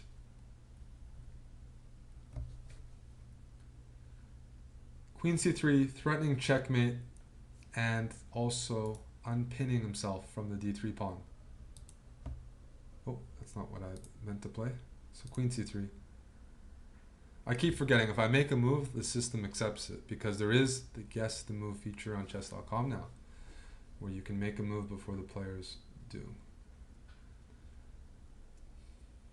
All right. So white has achieved d4. He's got a bit of a space advantage clearly here with d4 and c4. Black's playing with a sort of defensive formation, e6 and c6, often seen in the Scandinavian defense, waiting for white to push. Problem is, playing passive positions against Carlsen is not recommended. He can push, he's comfortable, he's patient, he's up 20 seconds now, he's got the two bishops now, and every single decision in the last few moves seems to have been favoring white. Two bishops, open position, he's playing quicker. The direction of this game, knight b6 though, the pawn is pinned. If Bach can trade off more pieces, that'll be critical. You cannot let these bishops just take over the position. But queen d1, and you can't take on d5 because the rook is hanging on e8. I think Magnus is winning. I don't see a move. I'm just going to take on e6. You can't play e5, it's hanging. But I'm taking on e6, and the bishops just dominate this position. Again, Carlsen just outplaying Bach in the middle game, getting the two bishops, getting the space, breaking through. playing on the back line until something something profitable came, and here it is. Here it is. This looks really, really, really. I mean, now you start looking for tactics. Rook lifts. You start considering to take and take. Ideas like this come to mind. You can also move your rook back. All these options are very tempting. Rook back, and he's done it. He's up 30 seconds. He's still playing quickly, but it's an open position with two amazing bishops. And the queen is effective. The rooks are doubled on a target. Everything is good here. I definitely think this is winning for Carlsen. Bach might play queen g5, threatening to take on g3 because the pawn is pinned. I'm just going to play king g2. Just king g2. Simple, effective. It's still pinned. Rook takes e8. Looking worse and worse because Bach is tanking on the clock. So he gets out of the pin, he moves his rook over, but now I'm thinking about queen c2. I just realized that runs into knight takes d5, and there's a discovered knight f4 check, so he plays rook e5 first. Rough.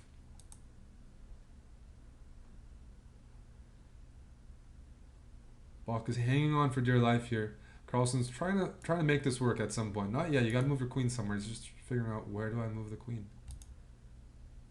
Maybe queen to c1 and then take on e6. Maybe bishop h5. A few options here to think about. He's taking some time. That definitely means he's looking for tactics. No, that's not the move. He plays queen c1, and he is going to take here. Pretty sure. What else? You have to move your queen. You can move your queen to f4, but then the d5 pawn is hanging. Carlsen getting low on time here. He does not find a knockout move. Magnus Carlsen getting into serious time pressure he's behind on the clock with less than 30 seconds. And knight takes d5 now. Why can't you take the pawn? You can also play bishop d6, pinning the rook. Couple nice options. Bishop d5, rook takes d5, Bach up a pawn.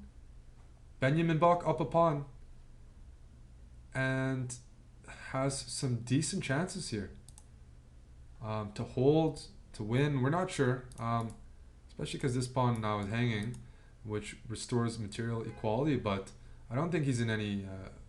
he doesn't have any issues here. Queen c2, threatening queen f2 and the bishop. Bishop here, maybe queen e2. Queen e2 runs into queen f5 though. Oh, tactics. Tactics abound. But Bach is up a pawn and they're in a time scramble here. Benjamin Bach is playing for two results, a win or a draw. He's up a pawn, a clear pawn on the queen side here. We're seeing the world champion he couldn't find a way to use the bishops to break through, and now he is going to have to defend an endgame. So queen here, I'm expecting rook b8. Oh, Bach gives up the material. I think he's just headed for a draw. Rook takes a3 and queen f3, king g2. He's going to go for the draw, but not a bad result. At least we see that you can draw blood from the world champion here. He struggled in that portion of the game. Oh, Magnus playing for a win, keeping the queens on the board. And he sees a weak pawn. He's going for this equal material. He's going to play this on. Carlsen's going to play this on. He's piling on the pressure, playing really fast all of a sudden now. And he's got a little bit of a better side of his rook endgame due to this weak pawn. Likely a draw. However, if anybody can win, it's white. It's Magnus Carlsen. He's got some sort of idea here to play for the win. I've actually seen Magnus win these positions before in blitz, so don't be surprised if something happens. Don't be surprised if something happens.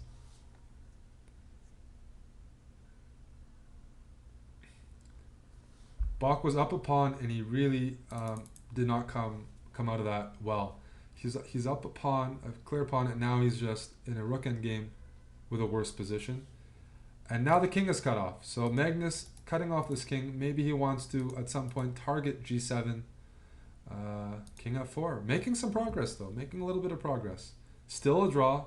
Still a draw. But if Bach gets low on time, blunders can happen. Like if you trade off the rooks, some of these pawn endgames could be winning for white. He finally pushes. Okay, I mean, I think it's going to be a draw. Bach is no slouch, but he's going to have to prove a bit more before Magnus agrees to something. But I mean, he was up a clear pawn in an endgame, so he could have pushed much better. Magnus now has the potential for an outside pawn. Oh, rook check. His king is cut off. If his king wasn't cut off, he'd have really good chances here. So he's making some progress, although it's still a draw. King is cut off. You can't really win this with the king cut off, unfortunately.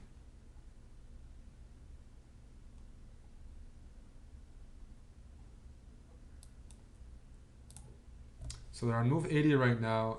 Carlsen playing against second place Benjamin Bach from the Netherlands. It's a rook endgame, even material. And he finally goes for f7. So rook here, rook c5, check is given.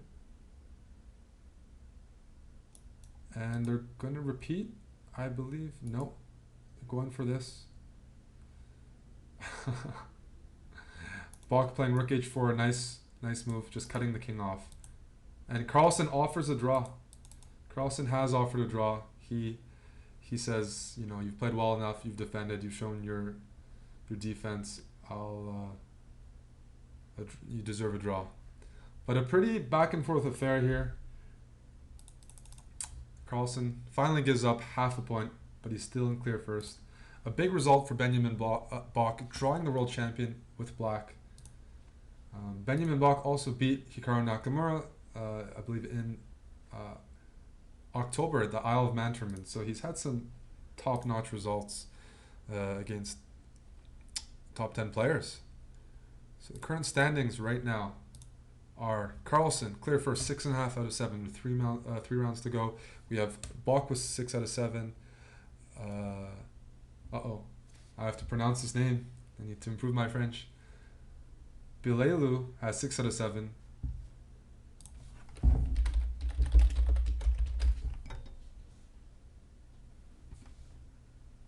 Bilal.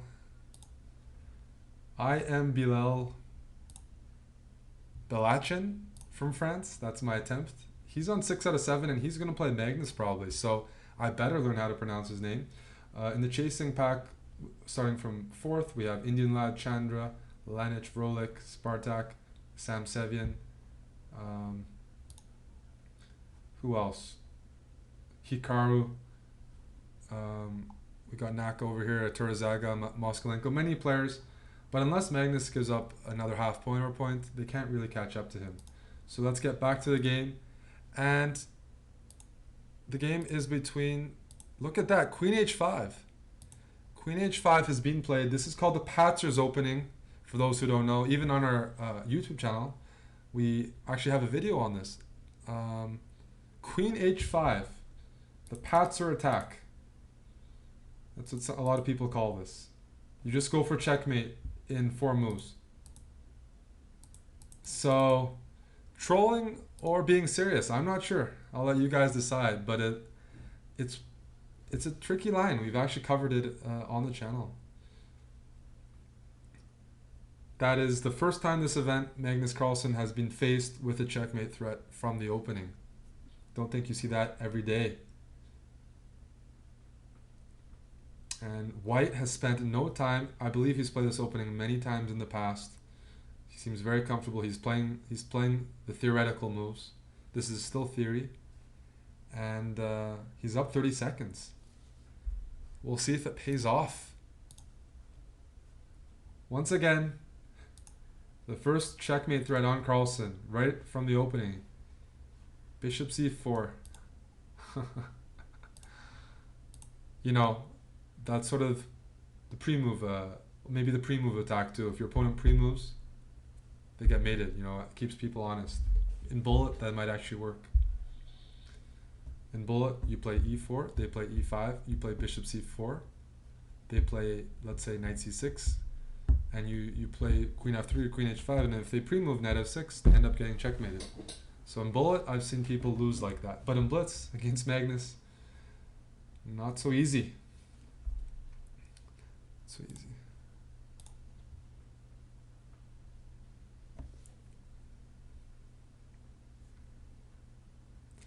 Hey, even if you lose, you're known as the guy who went for the 4-move checkmate against Magnus. By the way, Hikaru Nakamura's played this opening in a classical game as well, so it's not as obscure as it may seem. So Magnus has the 2 bishops, opposite side castling. He's looking to counterattack on the queen side. White, for his part, wants to play maybe h4, knight g3, and h5, and break through on the h file. d5. Ooh, I like this. b5, cb5, and d5. Things are really sharpening up here on board 1, but this is a very this is a very double-edged position. This is definitely a position you can go wrong with either color. Magnus is going to have to handle this with extreme care. And he's playing principled. He's just counterattacking. He has to, because otherwise white will grab the initiative very quickly. So after bc6, d4, knight a4 maybe? What's going on here? What is going on? So if you take here, d4, I'm not sure if d4 is the move, but no, maybe you take here. If you take here, knight takes e4 and a2 is hanging. That's the idea. Okay, so that's what white's thinking about. If you take on c6, I take on e4, and your knight is under attack, and you have to defend a2. And remember, with 2 bishops, open positions are what you want to strive for.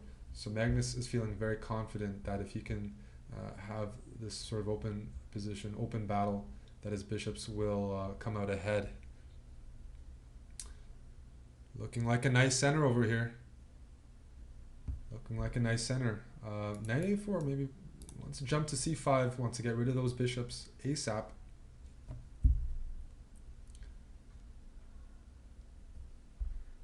If you take here, I play knight c5 and I want to win your bishop pair. World champion Carlsen. He's got a half-point lead on the field right now.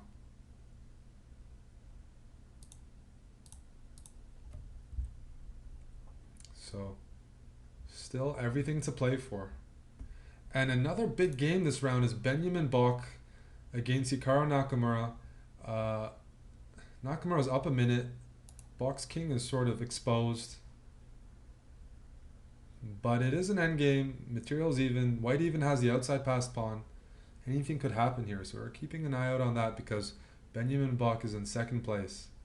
And he's one of the few guys left who could realistically surpass Magnus or catch up to him. Magnus here went for queen b5. Queen takes b5. Rook c8. And he says that this endgame is good for black. That's what Magnus is saying, that this is a good endgame for black. What do you guys think? Rook d3. Black's got some really ugly double e-pawns, but the benefit of those double e-pawns is you can double on the f-file. This pawn is sort of soft. The pawns are on the wrong color for black in some ways, but the f-file might be weak, so I think Magnus is planning to double on the f-file and play bishop h6. Maybe b4 first, maybe b4. And a5, okay, he does this. Carlsen is going to double on the f-file and keep these rooks passive on d3 and f1.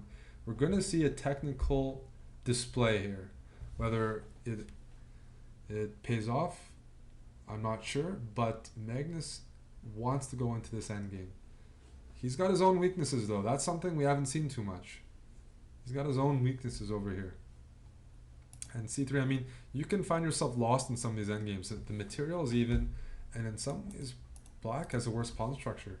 So Carlsen is going to have to come up with something here. Because this is an endgame he might even find himself on the white side of sometimes. playing against this and that. But piling on some decent pressure here on the c file. Still looking for a breakthrough. I agree with this decision. You don't want to trade. You need to defend d4. a4, okay. Anything can happen here. His opponent playing very well, even on the clock, and fighting hard. Pretty sure his opponent is a teenage French international master. Oof, e5. So now decisions have to be made. We got some real tension in the center. I don't think you can take on d4 because I have rook d7, and after bishop c3 I have b4, and you're going to lose a piece. So tactics are in favor of white in that line, but maybe you should just take here first. Take on a4 and then maybe try to go for something like that. I'm not sure.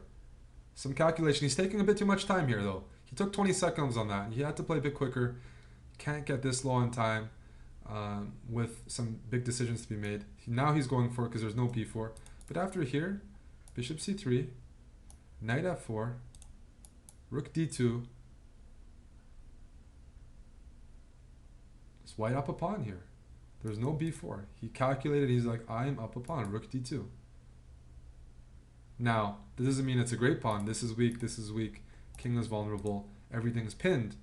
But a pawn, oh, knight here. So now knight e2, knight e2. White offers a draw. White has now offered a draw up a pawn. He wants to see what Magnus does. I like that draw offer. Low on time, try to confuse your opponent. Plus you're up a pawn temporarily. If you're going to offer a draw, that was his last opportunity to do it, up a pawn. So now we're playing an endgame, even material. This is weak and this is weak. So who's going to arrive first? Maybe objectively this is a draw, but the players are low on time, so somebody might arrive first. Who's going to do so? I'm not sure. Magnus has a more active king, but the a pawn also runs pretty quickly. I mean, king up, push. We might be headed to a draw here. If Magnus draws, Benjamin Bach has a realistic chance of catching up to world champion Magnus Carlsen and making this a very close race. So rook f5, push, zip on. Oh, knight e1. Knight e1. And you cannot stop this from queening. Even though white gets his own queen, Carlsen is going to have the queen first, and he's going to have the first chance to throw checks at his opponent. Magnus Carlsen once again emerges ahead in an endgame. He calculates that out beautifully. He's one move ahead, and that's all it takes to checkmate with a queen, rook, and a knight on the board. Queen check here. I assume this is winning. He's going to have to find it. If he does, check. Everything looks pretty good.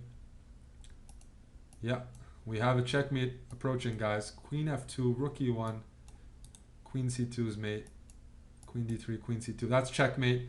Carlsen moves to 7.5 out of 8. A really, really nice sequence. Low on time. He's the one who found the most precise moves, and he was faster. Maybe white had to consider sacrificing quickly for this pawn and then trying to win black's rook for his a pawn. Maybe rook g1 was the move. Maybe rook g1, I'm not sure. Some calculation, but with low time, Carlsen's instincts held up. In this game, Bach and Hikaru drew, so that means current standings. Let's bring them up. Carlsen 7.5 out of 8. Full point lead on the field. This is the biggest lead he's had, and the chasing pack is a full point behind. So pretty much Magnus Carlsen now has to lose in order for him to relinquish the lead and relinquish control of this event. But the way he's been playing, he was a bit iffy against Bach, bit iffy in this game, but he's been pretty clutch. When the clocks have been going down, his nerves have held up. Akshay Chandra might be a likely pairing. Sam Sevian we might be seeing, USA against Norway in round 9. One of the teenage grandmasters, one of the many that the U.S. now boasts. One game remaining before we get into round 9. There are 2 rounds remaining. It's a 10-round event. And here we go. Round 9, Magnus Carlsen against Akshay Chandra. Newly minted grandmaster residing in St. Louis. Carlsen opens up the d4 and he goes for his London system. One of his favorite setups. Bishop f4, knight f3 is going to go e3, c3, knight d2. This is so fashionable these days. If you are a player who plays black, you might as well book up against London because it occurs so much in practice.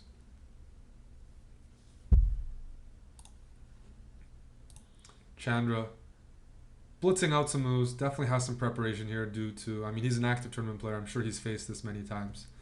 And he's opted for a pretty aggressive setup here with queen b6, putting pressure on white. Wants to win this bishop. h6. Maybe he's going to move the knight out of the way, play a6, and try to target this b2 pawn. Carlsen, if he wins this, Magnus Carlsen wins this game, he guarantees himself at least a tie for first. Because he's got a full point lead with only 2 rounds remaining.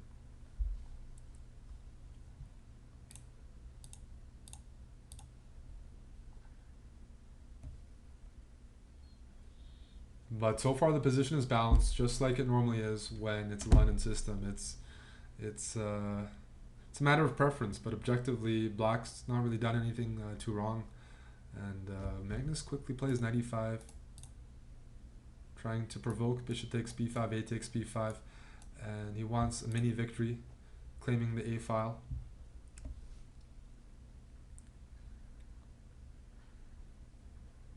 With Akshay Chandra, 17 or 18 years old.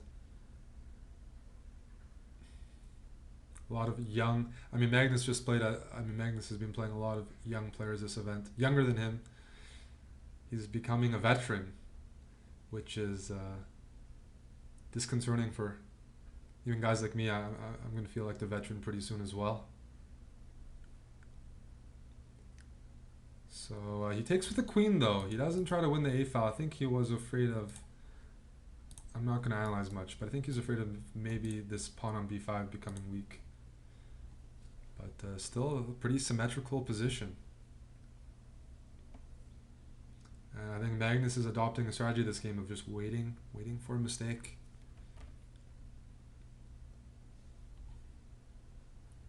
White's got a little bit more space, but 2 pieces have been traded off. He's got no clear edge on any side of the board. He's got a nice knight here, but it can be traded off at some point. I'm attracted to the move knight f5, knight d6. Knight on d6 looks very effective.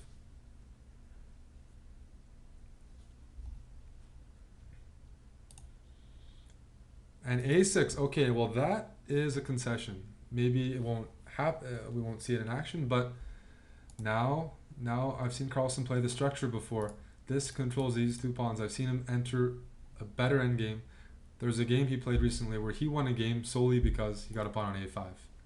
I recall it vividly from the World Blitz and Rapid Championships. He went into a rook endgame and he claimed an edge due to having this pawn on a5, controlling 2 pawns. And he ended up with pleasant endgame. So I know, I've seen this before. This is deja vu. He's going to use this pawn. He's going to take and play b3 now and probably recycle another knight onto c5. b3, yes. And he's going to put some pressure on b7. White is now starting to claim a bit of an edge. I've seen him win a game like this before. I really have. So I know Magnus is in his comfort zone right now. He's getting that knight to c5. He's protecting a5. He's bringing this rook over to b1. This is starting to look really good for white because he's going to get free pressure on b7. When you give Magnus free pressure, he takes advantage of that. This a5 pawn really fixing these pawns on the queen side, freezing them up and allowing white to play his game. So maybe rook b1 or knight c5. Rook b1, This is very, very, very annoying. Knight here. He wants to play knight b5 and jam the b file.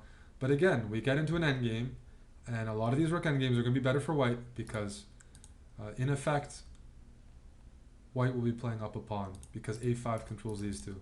So in the center, let's say this knight moves out of the way, we trade off some pieces.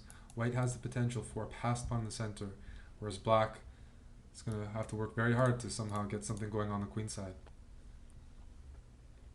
Carlsen's definitely had this position, similar position before, playing for the endgame advantage. Just think about this. There's a potential for a passed pawn for white. This controls both of these guys, so Magnus has a pull here, and he's up a full 50 seconds. A win for Carlsen guarantees at least a tie for first. So rook c7, getting ready to challenge the c-file. Magnus says, okay, let's go for the endgame. Knight d3, and I expect trades. We might even have everything trade off. Is up queen and knight. We'll see. But white can definitely claim an edge. This knight on c5, the knight can always go back to c5, putting pressure on these pawns. This a5 pawn is not being targeted much at all. Magnus is going to go for an endgame. And this is getting better and better.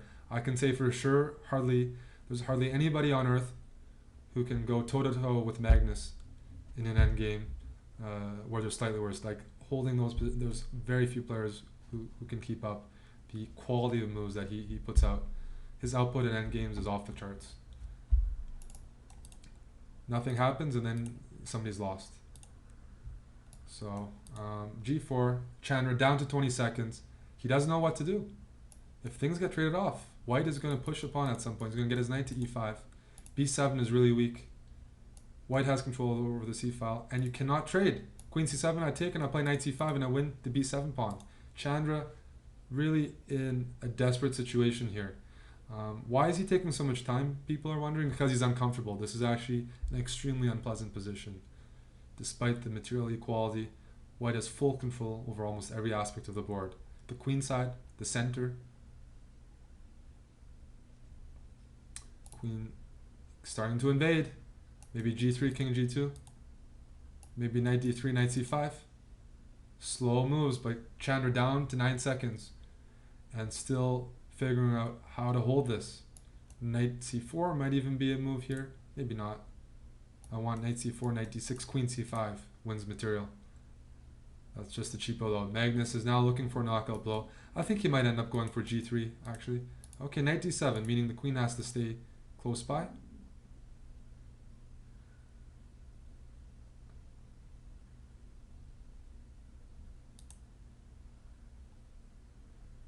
Knight c7. Sorry, knight c5. Knight c5 is maybe a move, maybe not. Knight c5, king f7 holds. Carlsen getting dangerously close to something, but at the same time, his knight is pinned. He's got to be a little bit careful. He's got to be a little bit careful here, actually. I don't like what he's done. I do not like what Carlsen has done here because that knight is pinned.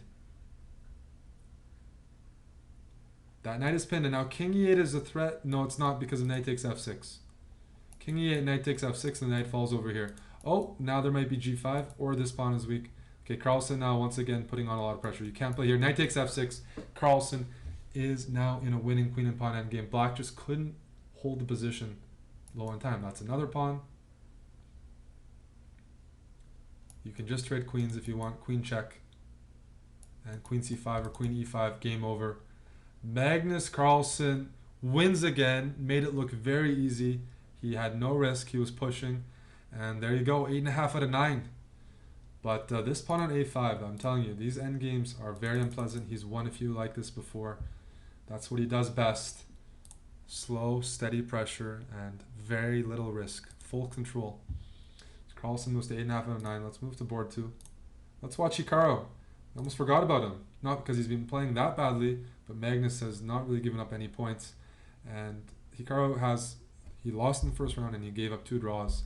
Not his best result, but it is a very strong field. Bishop c8 by Naka. And now he's going to win this pawn and this pawn. He's going to have a bishop and 2 pawns against knight. Because this knight's going to have to move. And Hikaru is going to go into what looks like... Look at the time, guys. 2 minutes to 14 seconds. That's brutal. You can just take. You can just take the knight. Naka here has 2 minutes. He is torturing his opponent, playing with him. He can just take the knight. That's not stalemate. Naka, and he's going to take with the pawn. And he's going to push the pawn, put his bishop back. He wins. But he's fighting for third. He's fighting for second. He's not fighting for first. Let's bring up the current standings. Carlsen, 8.5 out of 9. Sam Sevian, 7.5. The only one in second place. 4 players in third. Luka Lenic, Hikaru Nakamura, Alexander Moskalenko, and Plati 3 is Alan Pichot from Argentina. Those guys cannot catch Magnus. So it's going to be Sevian against Carlsen. Round 10.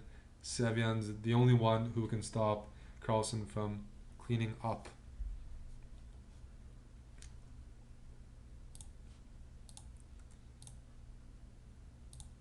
Let's check out some players we haven't seen before.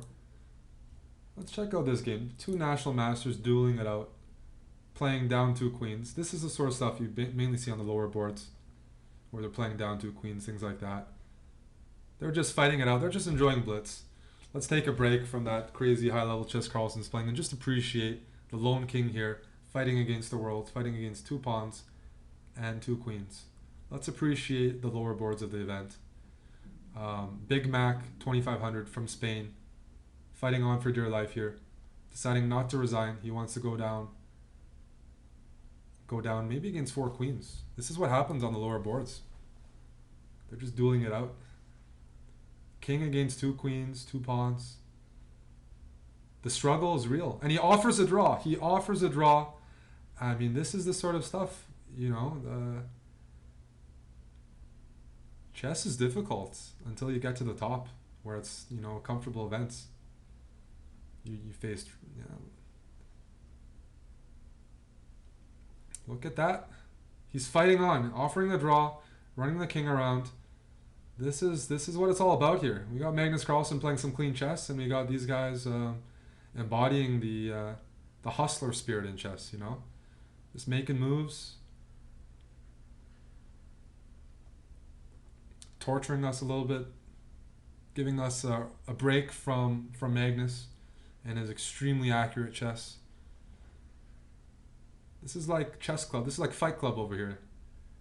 Just pushing the pieces. These guys are just having fun playing chess. They're just enjoying it. Can't fault this. One guy likes playing with his king, one guy likes playing with his queens. It's a free world out there on the chessboard. Look at that. Some nice trolling to give us a break. These players are just giving us a break. And he offers another draw. 3 draw offers by Big Mac 2500. They're on move 107. Going hard over here. Going hard. And he finally pushes that pawn to stop the 50 move rule. So we can go, theoretically, I think 150 more moves. Because what's 1, 2, 3 pawn moves. You move your pawn before move 50. So we've got 150 more moves to go. This is what it's all about. The lone king against the world. Maybe a bit of a metaphor, you know?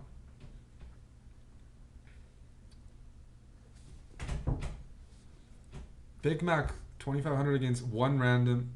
It says he's from Fiji. I'm not sure if that's true.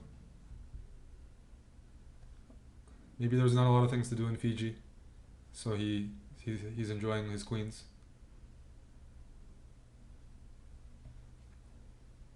These guys are going for about 250 moves, I believe that's the goal. And they're allowed to do it. That's the thing.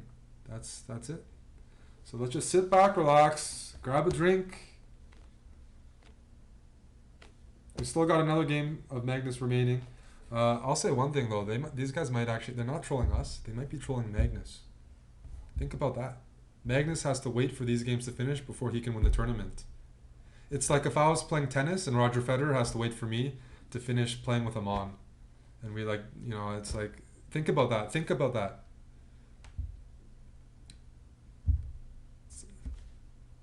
It's like me playing football with my buddies and Messi has to wait for us before he can kick it.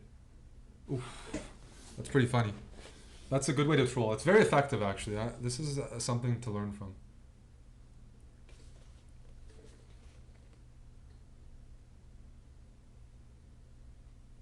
Think about me shooting some hoops and like LeBron has to wait for me to make a basket. That might take a long time.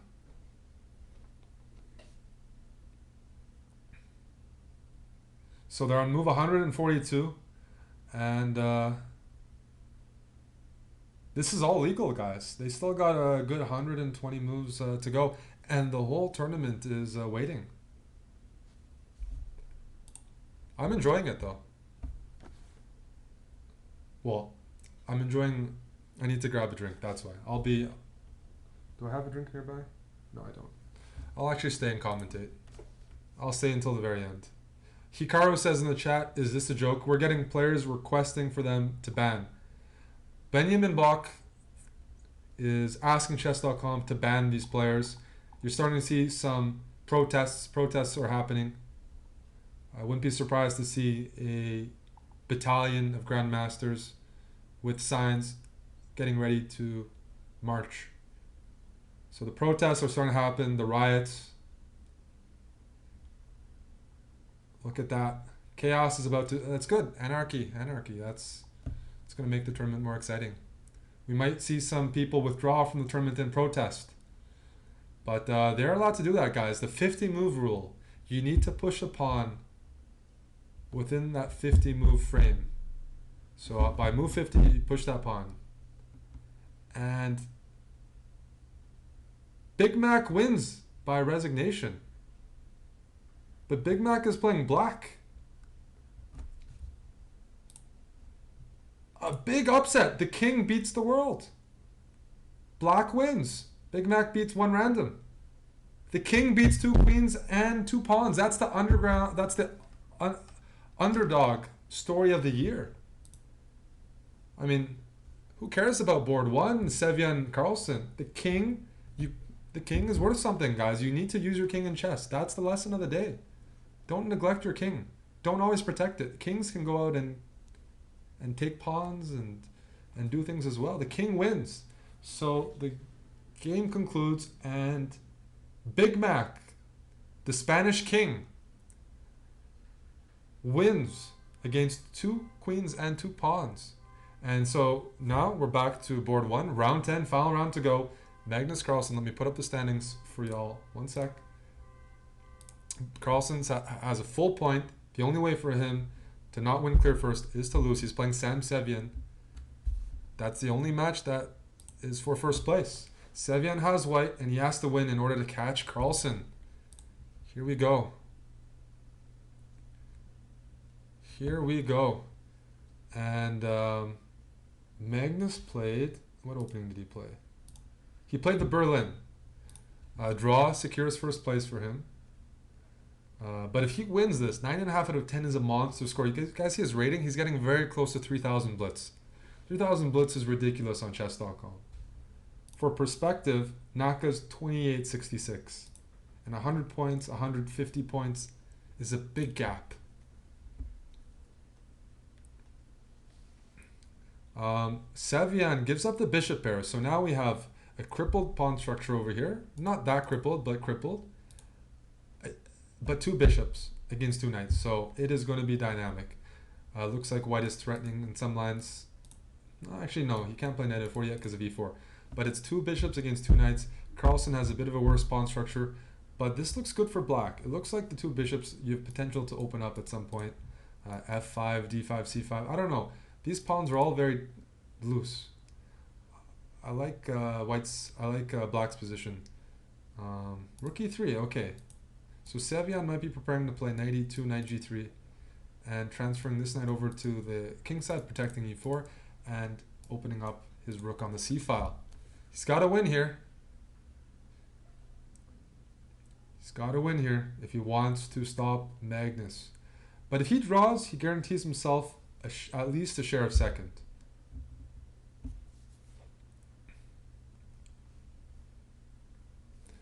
b5, hoping that Magnus takes and blunders because of knight d5. Knight d5 was the cheeky threat. Sevian, a draw for Sevian ensures a decent cash prize. A win is all the glory. Beating Carlsen, I would, I would beating Carlsen is worth way more in my opinion, but that's way easier said than done, especially in a position here that I think is totally fine for black. Black's got two bishops, and he's slowly building up pressure on the center pawns. There is a prize pool. First place is $500. Second is $400. Third is $250. Fourth is $150. And fifth is $100. So top five get a prize. And if you tie for a top five prize, you share it with the other people. So tie breaks aren't a factor. So if Sevian wins, he ties for first with Magnus, and they essentially split first and second, $900, which equates to $450.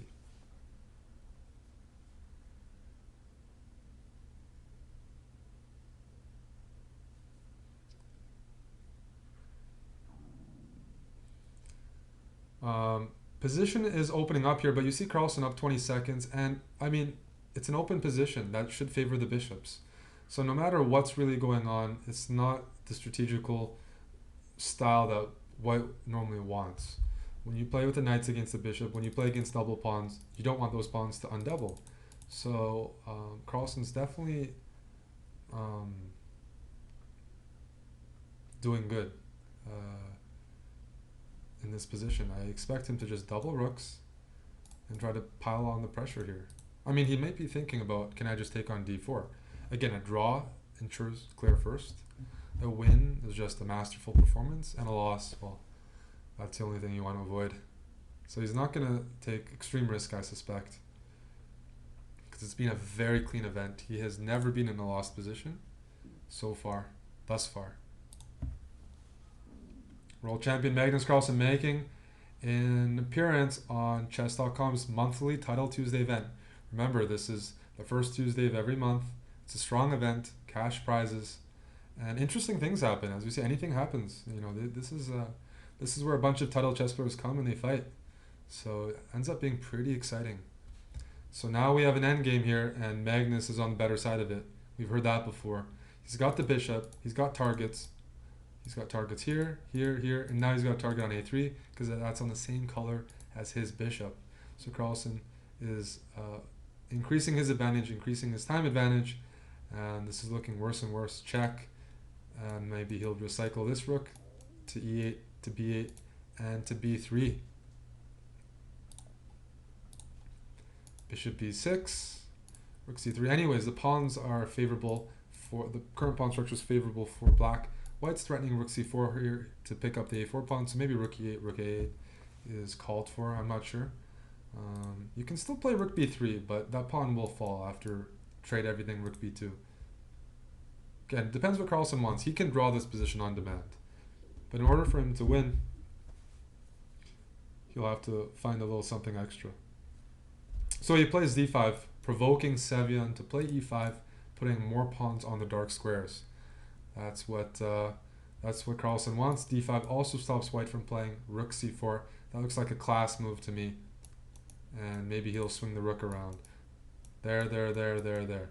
A long journey, but it makes some sense. Okay, he goes for f6 instead, trying to immediately put some pressure on the center. What he'd like is after f e5, d e5, Carlsen would be able to play c5 and get... Oh, is that a blunder? Bishop a5.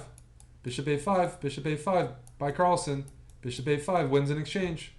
Magnus Carlsen here has a win. He finds it. A rook is going to fall. And there we go. The world champion, is going to move to 9.5 out of 10. He's going to wipe out the field today. That's the story of the event. His opponents have been making blunders. He's up in exchange here. There's a little bit of counterplay, but we're talking about Magnus. He is up 15 seconds. He's up a rook. In exchange, I mean. He's going to convert this, most likely. So there we go. And now it's going to be a battle for second place. I expect maybe a rook f6, knight here, rook here, and he's going to play h5. And that's going to be game over. The knight has to move. There's going to be a resignation from Sam Sevian. Magnus Carlsen takes the May Title Tuesday with outstanding 9.5 out of 10. Even as a world champion, even as maybe the best blitz player, best speed chess player in the world, I think that's a fair claim for him. 9.5 out of 10 is higher than his expected score. 9.5 out of 10 is like, above a 3,000 performance. It's just ridiculous. Push the pawn, play rook b1, king cut off. Sevion's playing on, might as well. You're playing the world champion. But the result is not in doubt.